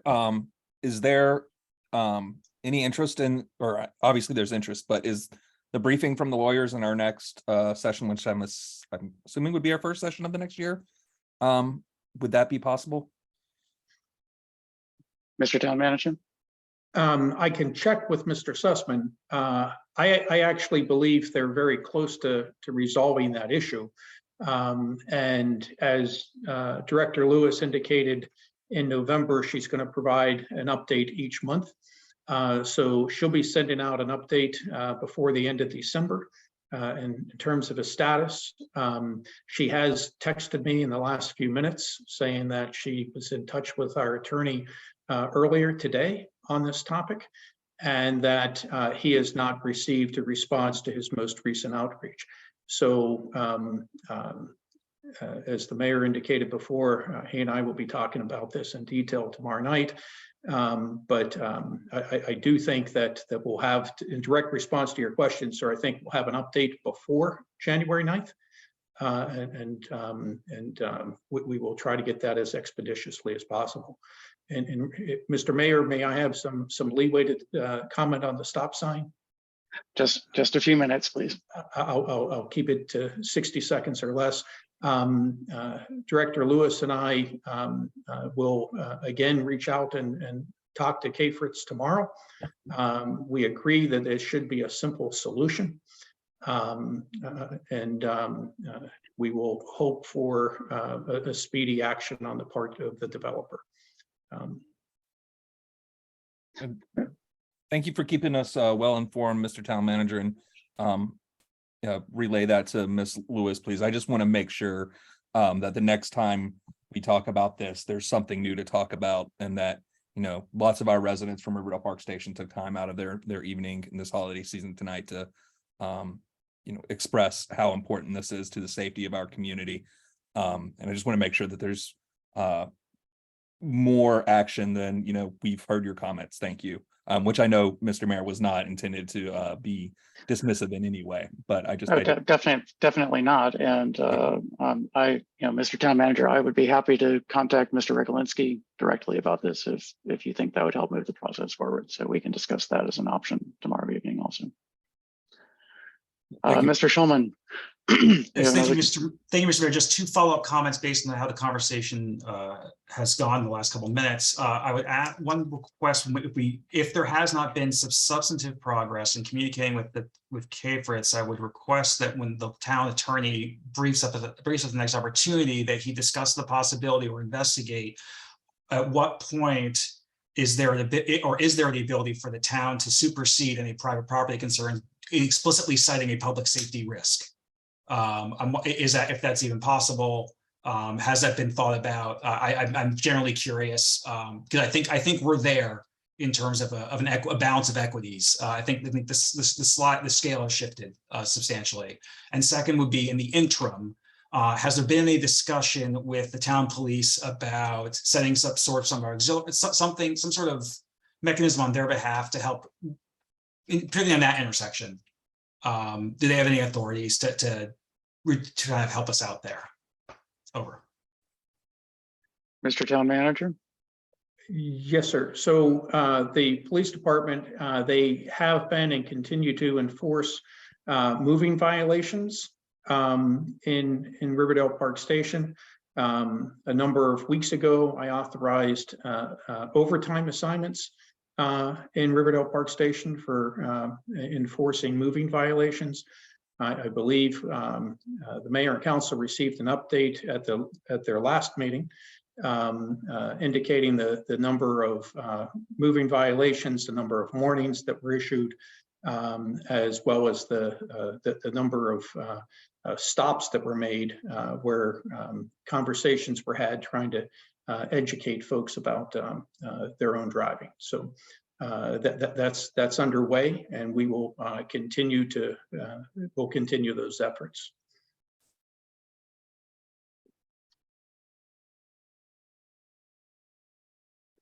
Okay, Jim Schmitz, please speak. Just very quickly, I want to actually acknowledge those enforcement actions and thank the town for that. The patrol car was at the end of my alley almost on a daily basis, and I know that there were results from that, and just want to thank the town for that. But they can't write tickets for running a stop sign that's not there. So I mean, we still have some work to do. Right. Okay. Any additional comments before we wrap up the public comment section? Seeing none, let's go ahead and dive into the work session discussion items. First item, fiscal year 2023 revenue update. We have Director Smith, who's going to cover for Deputy Director Jones tonight. Good evening, Mayor and Council. We're going to cover 4 years, FY 2023, FY 2022, FY 2021, and FY 2020. And the range would be July 1 through December the 16th. First category is local taxes. For local taxes, we had $5,195,000 for 2022, $5,084,000 for 2021, $4,865,000 for 2020, and $4,517,000 for 2020. And right now, we seem to be on point. We're not far off from where we were in the other years. So at this point, we're on point to meet the budget in this category. In the second category, we have 4,100 licenses and permits. We have a total of $195,347, $180,822, $183,573 in 2020, and in 2019 we have $172,244. Once again, we exceeded the prior years, but we are still on point to meet the budget. In administrative fees, in 2023, we have $27,180. In 2022, we have $2,600. In 2021, we had $800, and in 2020, we had $500. We saw an uptick here because of the municipal infractions, and we talked about that the last time, about the fines that have been put on some of the apartment buildings for not complying to the code. The next category is fines and forfeitures. We're $24,015 in 2023. In 2022, we have $18,150. And in 2021, we had $20,670. And in 2020, we had $37,889. It's a little less than some of the prior years, but being less here is a good thing. That means people are hopefully complying to the rules. Safe community safety programs, Safe Speed for students.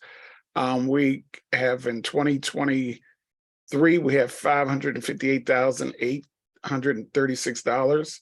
In 2022, we have $627,000. In 2021, we had $385,475. In 2020, we have $212,331. For a total over the 4 years for each year. For 2023, we have $6,001,000. In 2022, we have $5,913,000. And in 2021, we have $5,455,000. And in 2020, we had $4,940,000 during this range we have here. On the revenue comparison report, we have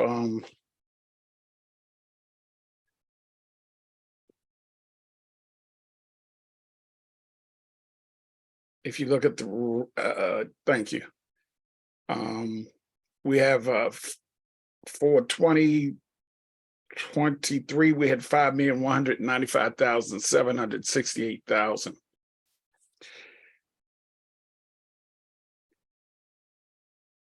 And in FY 2022, we had $5,084,000. In FY 2021, we had $4,865,000. And in FY 2020, we had $4,517,000. And that was for local taxes, licenses and permits. We have $195,000 in 2023, $180,000 in FY 2022, $183,000 in FY 2021, and $172,000 in FY 2020. In FY 23, for fines and forfeitures, the total was $24,015. In 2022, it's $18,150. In 2021, it was $20,670. And in 2020, fines and forfeitures was at $37,889. And Safe Speed for students in 2023, $558,000. In 2022, $626,000. In 2021, $379,000. And in FY 2020, we were at $205,000. And that's the reports for tonight. Thank you, Director Smith. Are there questions or comments on this revenue report?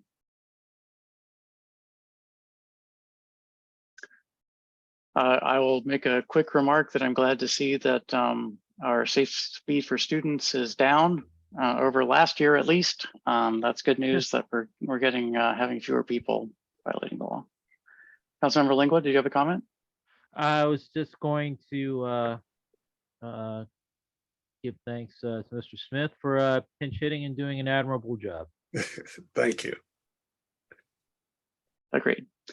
Okay. If there's no additional comments, are there public comments or questions? Hearing none, let's move on to agenda item 2. And I will share my screen if that is at all possible. Says host disabled screen sharing, participant screen sharing.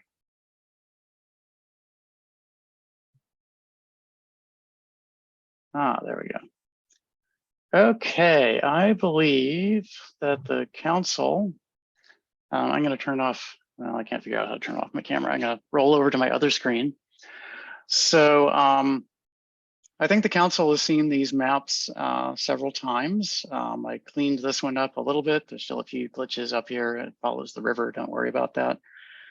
This is one of the two recommended by the redistricting committee. And by the way, the redistricting committee is present this evening. Chris Fike, Kate Kelly, and Ifiok Inyang are all three available to answer any questions you have. So this is one of the maps. You can see the ward populations of each and the white numbers on a black background. The one for the orange ward is over here just because it's sort of in the middle of all of the outline of that as opposed to being on top of the orange. The ideal range of ward populations is between 1220 and 1350. You can see that this ward is a little bit low. This ward is right at the very limit. The others are all pretty comfortably. Well, the orange ward is also a little bit low, but close to the edge of that range. The second map is this map. You can see again the populations and the shapes. Again, this follows the river. The river's complicated paths, so I will clean that up. One issue is that you see a white spot right here. On that boundary, I was assigning that initially to the blue ward based on my memory of which way that house faced. Looking at it on Google Street View, I got that wrong. So I'd like to ask permission of the committee to adjust that boundary to include that in the teal ward instead. You can again see the ward populations, and these are the recommendations of the committee. And given the process that we have in front of us, I would recommend that that these two maps be introduced as two possible pieces of legislation at the January legislative session, and that we have a mid-month dedicated work session in order to go over these maps and any adjustments that the council might want to make. So with that, I am happy to take any questions, and I can stop sharing if people have seen the maps enough.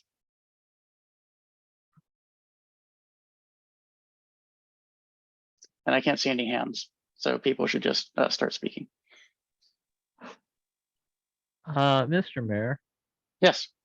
will the other maps that were drawn up and were considered, would those be available for council to review as well? They are all available. I have not deleted a single map. So Okay. I will be happy to produce PDFs and of all these maps and make them available for the council to consider. Okay.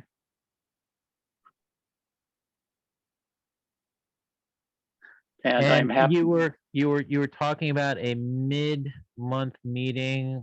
I take it you're talking about January. Yes.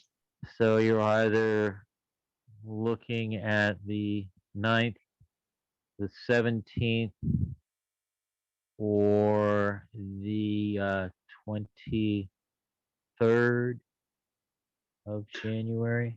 I think the 17th would be ideal because Okay. if any changes are needed, they could be done before, I believe the 23rd, is that the right date? I don't have my calendar up either. Is 23rd is a Monday. okay. And so our work session is on the 23rd or on the 30th? 30th, I thought it was. Okay. So I know would, that I would would, be, it is kind of cutting a little close, the 23rd. So. right. So I would suggest the previous week and Say the 17th. Right. The 16th is Martin It's Luther Martin King Day. Luther King Day, yeah. And so the 17th would be my suggestion. Okay. And we could have it as a work session. We could also have it as a public hearing, but expect that there would be significant council discussion at that time. And so that would be my suggestion. Does anyone object to me scheduling it at that time? I have no objection. Okay. I will schedule a meeting for that evening. Are there any council or public questions about the maps? And you have the whole committee here if you want to ask them questions. I'm going to stop sharing. If there's no questions about the maps, I can always bring them back up as needed.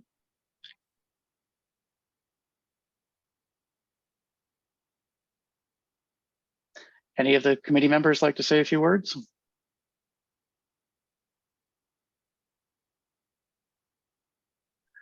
I would like to say as chair that I very much appreciate the hard work that all the committee members put in. This was not an easy process. It was difficult. There were 3 steps forward, 2 steps back on occasion, and I believe that it was an accomplishment to produce these 2 very distinct maps to provide the council an option for discussion. Ifiak, I see your hand is up. Please speak.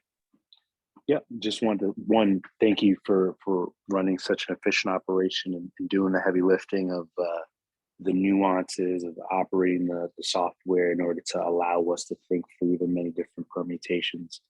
It was an insightful experience for myself, and I think in a perfect world, the town's laid out differently to allow for better boundaries, and we sort of were forced to work with the realities of our physical landscape while understanding that there may not be a clean solution for any type of rewrite, knowing that the existing ward boundaries have been in place for decades. So it took us multiple meetings to kind of land on those 2 maps. So we definitely encourage any feedback and suggestions that the council has and the rest of the public as well. But it was a pleasure working with the rest of the committee and everyone else. Thank you. Any additional discussion on this item? Okay, well, I will look to have legislation introducing these 2 available at the January work session, and we can discuss both of them at that, the January legislative, and we can discuss both at the special work session. And with that, let's move on to the next discussion item, 2023 town election. Director Barnes, if you could start. Certainly. Good evening again, Mayor Thompson, members of the council and the community. 2023 is an election year. So one of the first things that the council typically does is to adopt an ordinance that establishes the polling place. The Board of Elections were already established. The voting machines are paper ballots, and any sort of other details. It's a standard ordinance that we put together every other year during election year. However, this year there is a small wrinkle in that the town hall may not be available as a polling place for the election due to the municipal center renovations project. And we may not know that until we get a little further along in the process. We talked this over with Town Attorney Fred Sussman. He gave us some revised language for the ordinance that we typically introduce. The revised language is in red, and it basically gives us the option to move the polling place to the fire department if there is a need to do so. So there's another option as well. It would be establishing a totally separate polling place and not making a change at all during the process. The fire department has graciously again allowed us to use their facility like we did for the Ward 1 special election. But we're seeking input from the mayor and council regarding what direction they would like to go regarding the potential issue with town hall as a polling place. Thank you, Director Barnes. Council members, thoughts? Mr. Mayor, if I may. Please. Is the firehouse going to be ample enough space?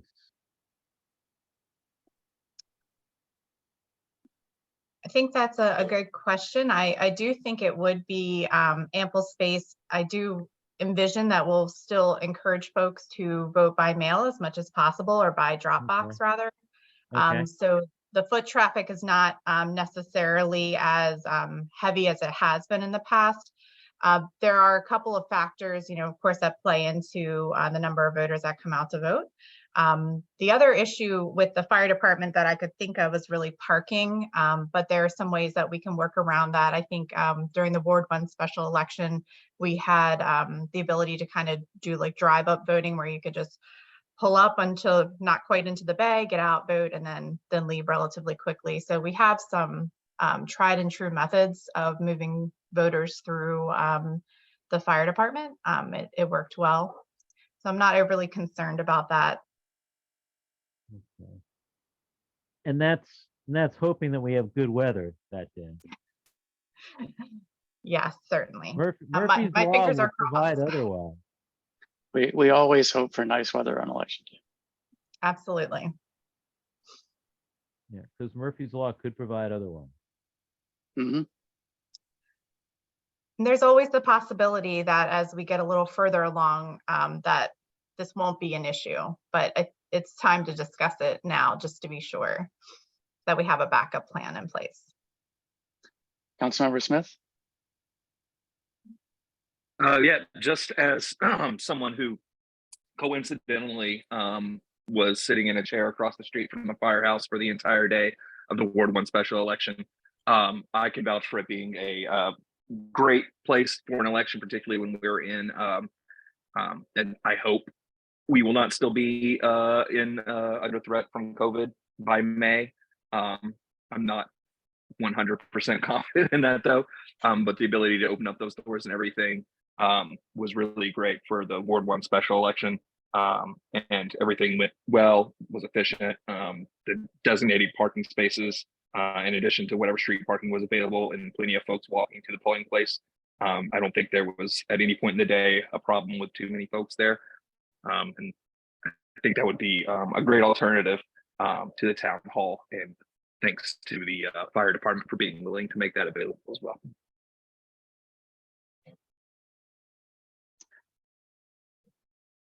Thank you, Councilmember Smith. Any additional comments? I think it'll be okay. So I think having it as an option, but hoping that we can have access to the town hall would be ideal. Thank you. If there are no additional comments or questions, I'll move on to the next item on the agenda, which is ordinance 2022-OR-07 regarding property maintenance code modifications. Director Shelton. Yes, good evening, Mayor and Council and members of the public. At the previous work session meeting on November 21st, the Mayor and Council requested adding a minimum distance of 4 feet between the confined bamboo growth and the property line. Staff have found that jurisdictions limiting this proximity between confined bamboo and their property line have usually used about 10 feet. We found this in about 3 jurisdictions, but the ordinance has currently been written to require the 4 feet as directed. This can be amended to 10 feet should the Mayor and Council determine that that is a better fit. Are there any questions about the ordinance as it is currently written? Council members? Mr. Mayor, if I may. Councilmember Lingua, please go ahead. Thank you, sir. Mr. Shelton, where the municipalities where it was a 10-foot setback. By any chance, was there any noticing of what size lots these municipalities were dealing with? I chose a range, so there was some more urban, more suburban, and Okay, so it was a mix, but it was a uniform. Everyone was saying 10 feet back. yes. Okay. Okay. I think that's so the bamboo has to take at least a day crossing it. A day. Give it 6 hours. No, it doesn't grow that quickly, but Right, it is right. pretty darned rapid. So,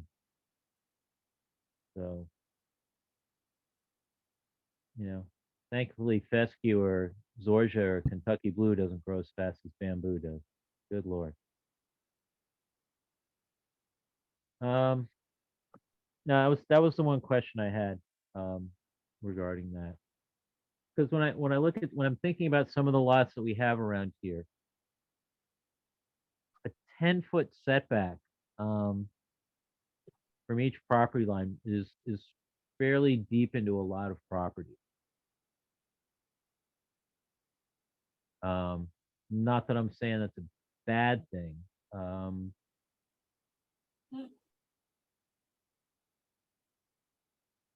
But as what the mayor was talking about in terms of trying to find a balance between the two, I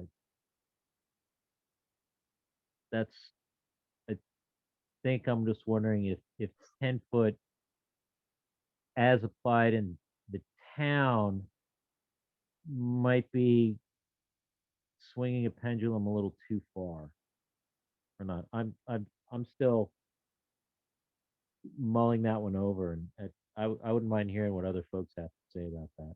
So Thank you, council member. Are there additional comments from members of the council? Are there comments or questions from members of the public?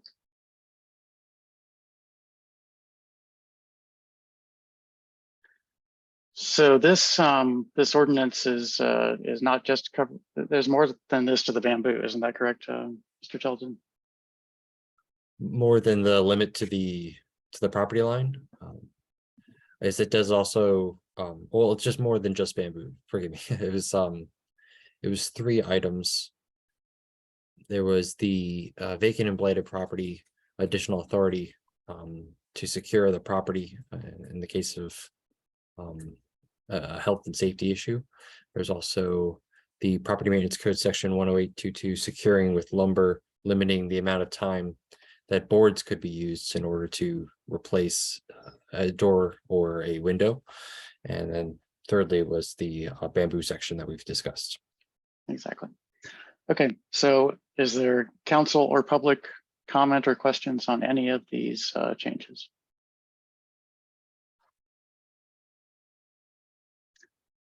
Okay, I have a few questions, which I will bring up with the town manager just about how this would be enforced in certain situations. I'll discuss that with him offline and see if we can discuss that at the meeting in January.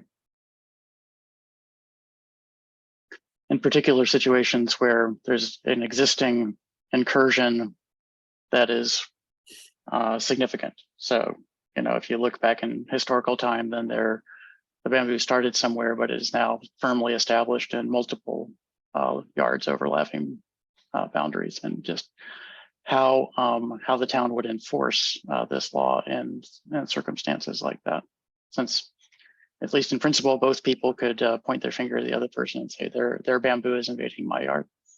So it's just a question of interpretation and how to enforce. And so I don't know that will impact the legislation itself, but it might impact how it's implemented. And if nobody else wants to talk, we can move on to the next item, which is right there, mister. Okay. Yes, sir. If I may. Please do. Being that you're talking about enforcement, which would entail when this would go into effect.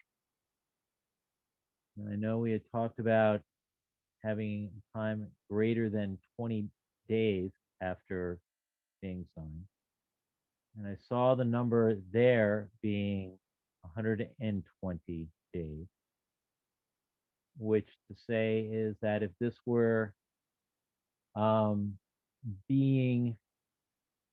were it signed in and based on that date, you would be looking some point in the early part of May, if I'm not mistaken. Yes, I'm seeing your head go up and down.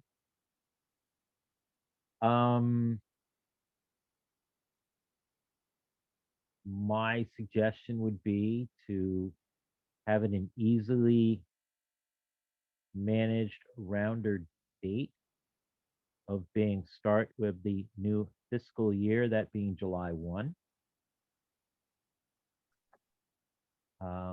And in terms of what you were saying about enforcement and saying, where did it start from?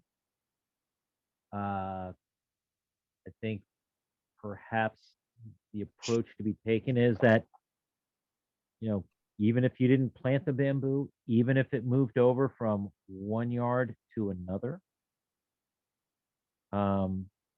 that if you have bamboo in your yard, it's your bamboo.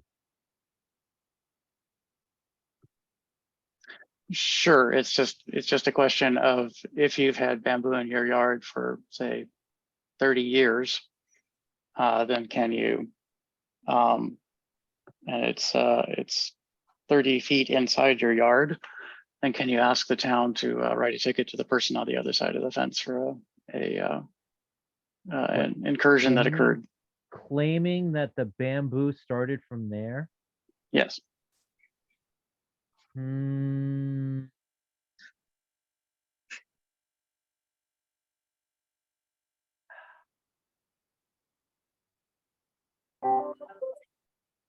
Just something to think about. Yeah, I mean, I again, it's just kind of it's. Mr. Mayor? Yes, sir.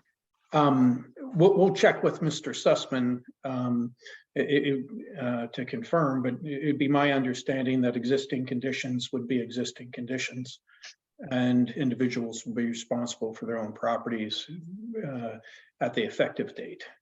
And then any future issues can perhaps be addressed differently, but we'll confirm that with Mr. Sussman.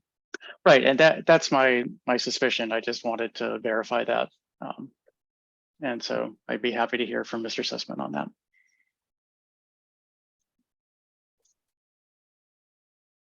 Okay, any additional discussion of this legislation? I guess we'll see it in January. So thank you. Let's move on to 2022-OR-08, item 5, vacant property registration. Yes, You're good up evening. again. Yes, good evening again. During the last work session on November 21st, staff were requested to amend the proposed ordinance to waive the registration fee should the property become vacant as a result of damage caused by fire, flood, wind, or other natural disaster. This language has recently been added to the ordinance under 63(6)(b). It was also discovered that an extra E was added to the word 12 on line 253, and the ordinance will be corrected. Are there any questions about the ordinance? No, I don't have any, but I had noticed you had a couple of hiccups in letters being in places where they probably shouldn't be, but you know, it's pretty darn minor. So, but you got what I was going to mention anyway. So. Okay, are there additional council questions or comments? Are there public comments? Okay, guess we will see it on the agenda in January also. Move on to item 6, ordinance 2022-OR-09 regarding micro-mobility standards. Yes, good evening again. Staff were instructed to establish standards for the operation of micromobility businesses in town. Staff recommend that such standards be established in the adoption of a permit program. The proposed legislation will help hold the micromobility businesses accountable while also providing their services to residents. Are there any questions about the ordinance as written. Council, Mr. Mayor, if I may, please. this will allow for, this still has enough leeway for the town to, were it wanting to designate areas where, as micromobility pads, sites, that would be available to multiple providers. Yes, there's the option for multiple providers, and they could theoretically use the same designated areas to leave their devices after use. Okay, because I was thinking, it was part of what I was thinking that this was going to be able to help do is to help the town manage drop-off location or pick up, drop off, however, whatever term you'd want to use, for where the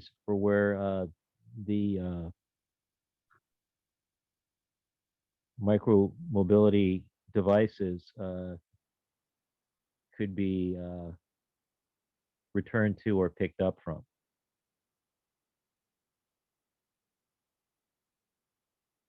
So as opposed to, say, Vail Ride wants to be able to have this little area. Lime would like to be able to have that little area. And, Orange comes in and they say they want this, or whoever owns whatever, say City Ride decides they want to try micromobility down here. But they want to have certain spots in certain locations. Whereas if we're saying, these are the areas in these, in this part of town, the other part, in another part of town, designated sites that the municipality is affording to leave these micro mobility devices, be it whoever you're from. Because again, we're, the one question that we're dealing with here is what these vehicles are. They're essentially for hire vehicles that are in the public right of way, stationary for hire vehicles in a public right of way. Not like, say, taxis, which, unless given a designated spot to be able to idle or park, are required to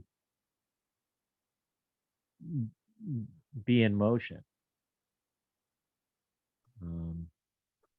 which makes it a little different than if something, you have one of these, say, sitting in a public right of way, waiting to have a transaction initiated.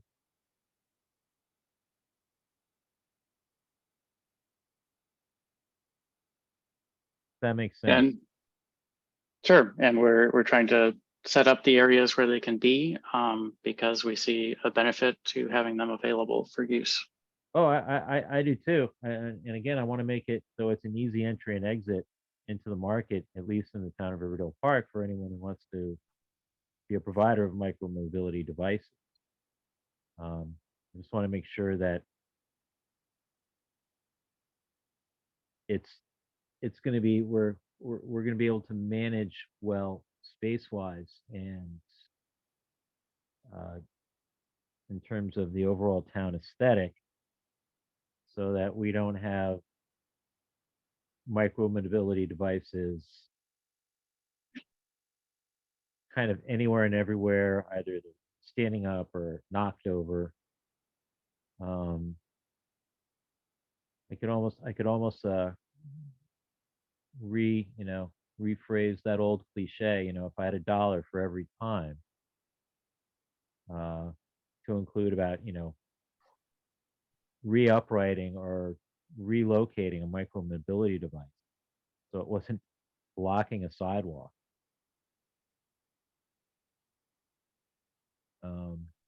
because in a lot of areas where I've, really just over a fair amount of time on a fairly regular basis, in and around this, general Prince George's and in parts of Montgomery County, you find micromobility devices that are, across the sidewalk, are knocked over and are across the sidewalk.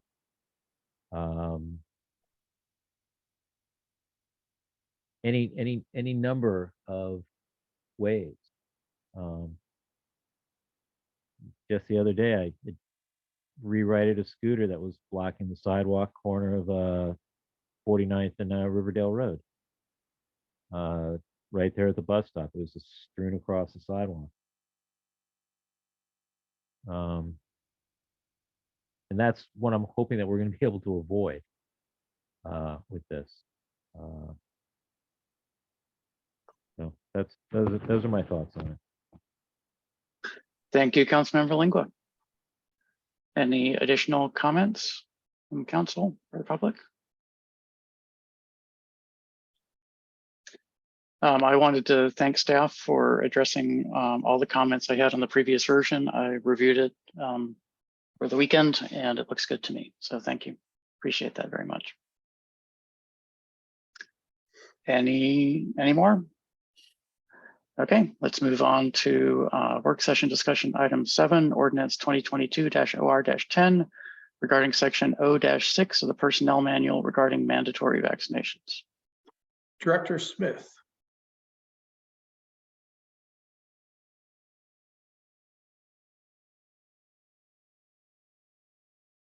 Paul, if you're speaking, you're muted.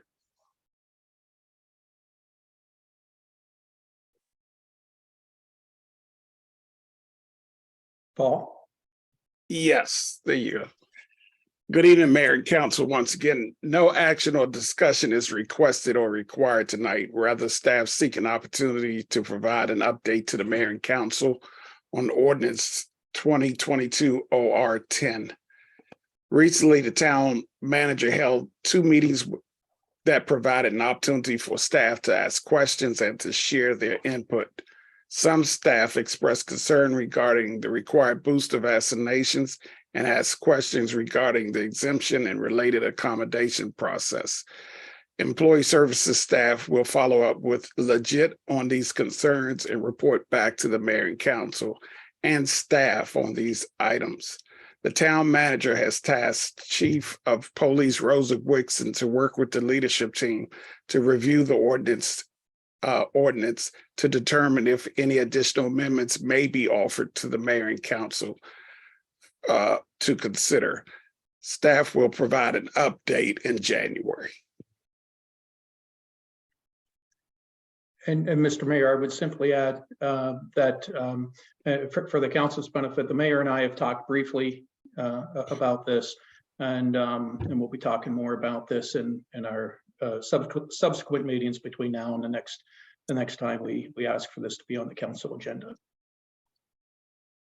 So we can expect that that Legit and/or discussions with staff will be reported back to us in January. That's the summary of this. Yes, and in between now and then, the leadership team will be reviewing things to determine whether or not we want to, or whether or not it's appropriate to offer any additional amendments. Okay. Thank you. Council members, any comments or questions? I have none. Okay, nobody else is unmuting. So are there any questions or comments from members of the public?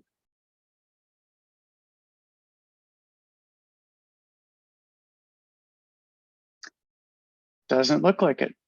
Okay, well, I look forward to hearing the update and progress on the discussions and research, Mr. Town Manager, in the interim. So thank you for this item. Next item on the agenda, item 8, is minutes. The as I say every month, these minutes will become part of history. So please review the minutes carefully to make sure that what you said was accurately captured. I know that that staff takes it very seriously to produce the highest quality minutes, and I am always amazed at how well they do when I review them. So I recommend that you review them as well, just for good luck. Any questions or comments from council on the minutes or the public? I would agree with your assessment. Thank you. That brings us to new business on the agenda. Are there any items of new business?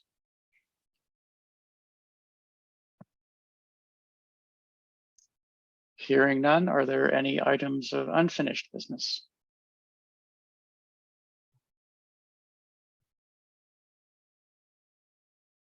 Okay. I understood that council members were hoping to wrap up at 10. It is 9:51 and we are wrapped up. So let's call it an evening. Thank you all for a wonderful meeting, and have a happy holidays. Yes. Mr. Mayor, I believe that included in your email to the council over the weekend was about Yes. the WMATA letter, and you had asked the council about a discussion under new business. Thank you for the reminder, Mr. Town Manager. So this is another item that that we can consider. We have a little bit more time on this one. A position was taken by the College Park City Council on changes to Metro's fiscal year 2024 proposed budget.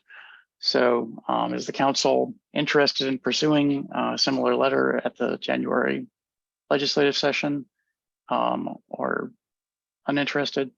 Any thoughts?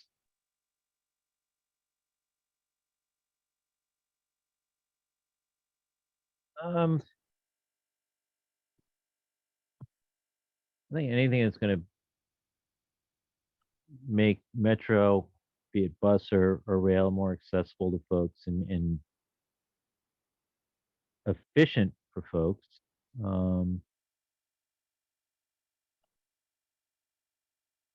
You know, as what College Park is saying, they try and do, though.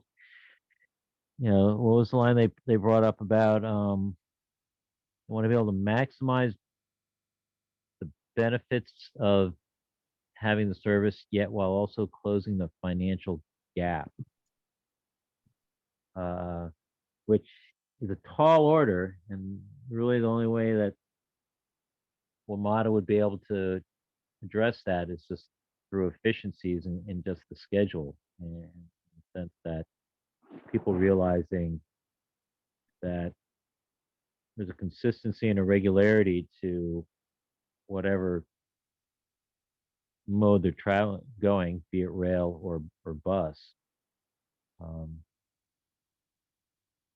that they know that what information they're being given by WMATA, be it through their applications that they have, and just through the general service, that it's accurate, and that the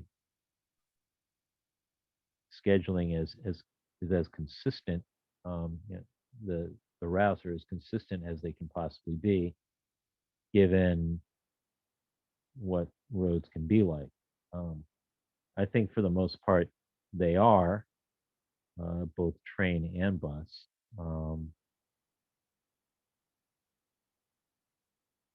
So in having the, you know, the fact that the F4 is now coming back through town, I think, you know, for everyone in town is a big improvement, as opposed to what was happening before, when it was just going up and around, and it was essentially de facto there was almost not really much of a bus service through town. It was just really at two peripheral points. So I have no objection of joining in on College Park's letter, or if we want to craft one of our own. I would suggest that we craft one that is similar to the letter, but is references things going on in Riverdale Park, since Yeah. you know they discuss various development projects that are not in Riverdale Park, and we can bring up the same issues, the same concerns while addressing the features that we have. So I think one of the things, yeah, I think one of the things that we can get help from on is just improving some of our bus stop sites. I know this is something that we've talked about, but if they could, I think they could help us collaborate with that.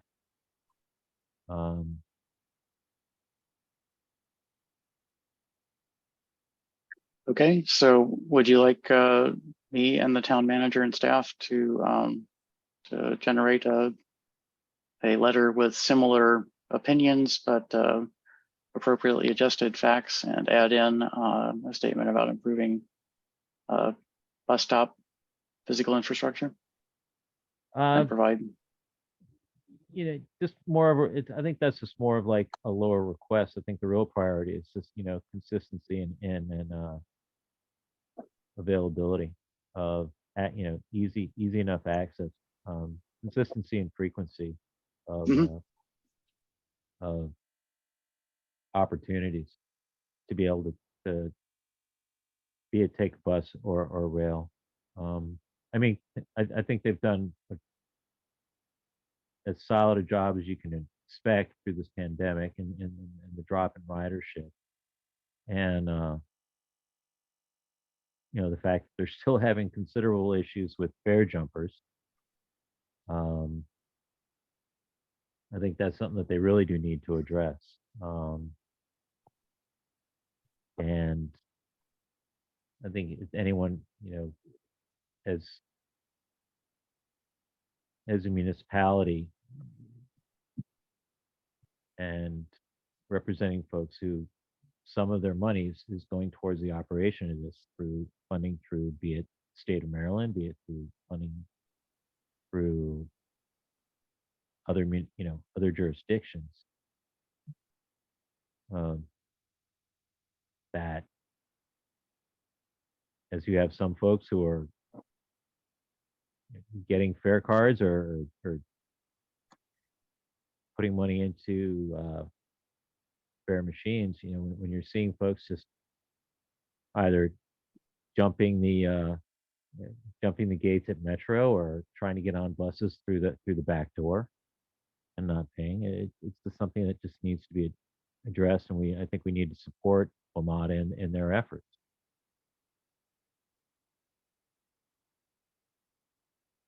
So yeah, any way that we can support them, I think I'm fine with that. So. Okay, Councilmember Smith.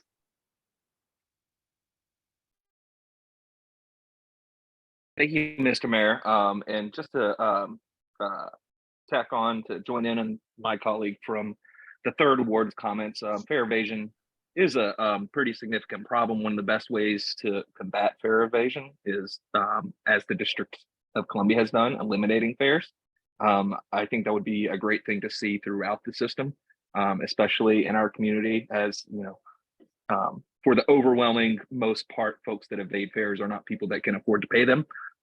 So it would be fantastic to see something like that extended into Prince George's County, as the district is doing.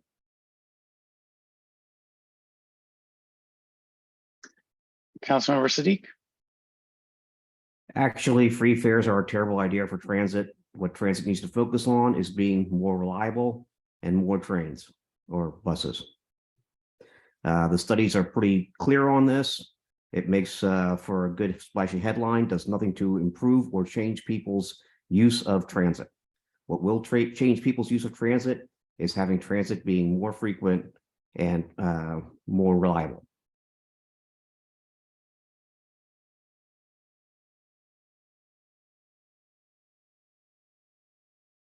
Thank you for your comments. Any additional comments? I don't think we're calling in this letter for free fares, so we can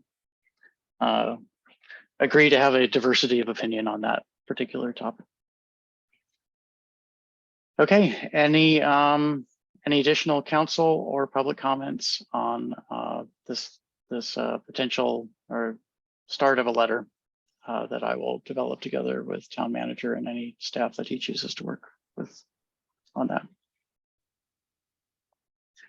Okay, are there any other items going back to the agenda? Are there any other items of new or unfinished business to discuss?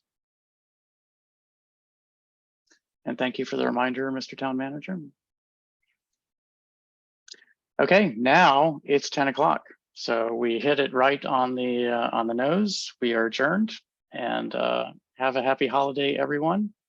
And I look forward to seeing you all in the new year, if not before then. Thank you very much. Happy holiday, everyone. Take care.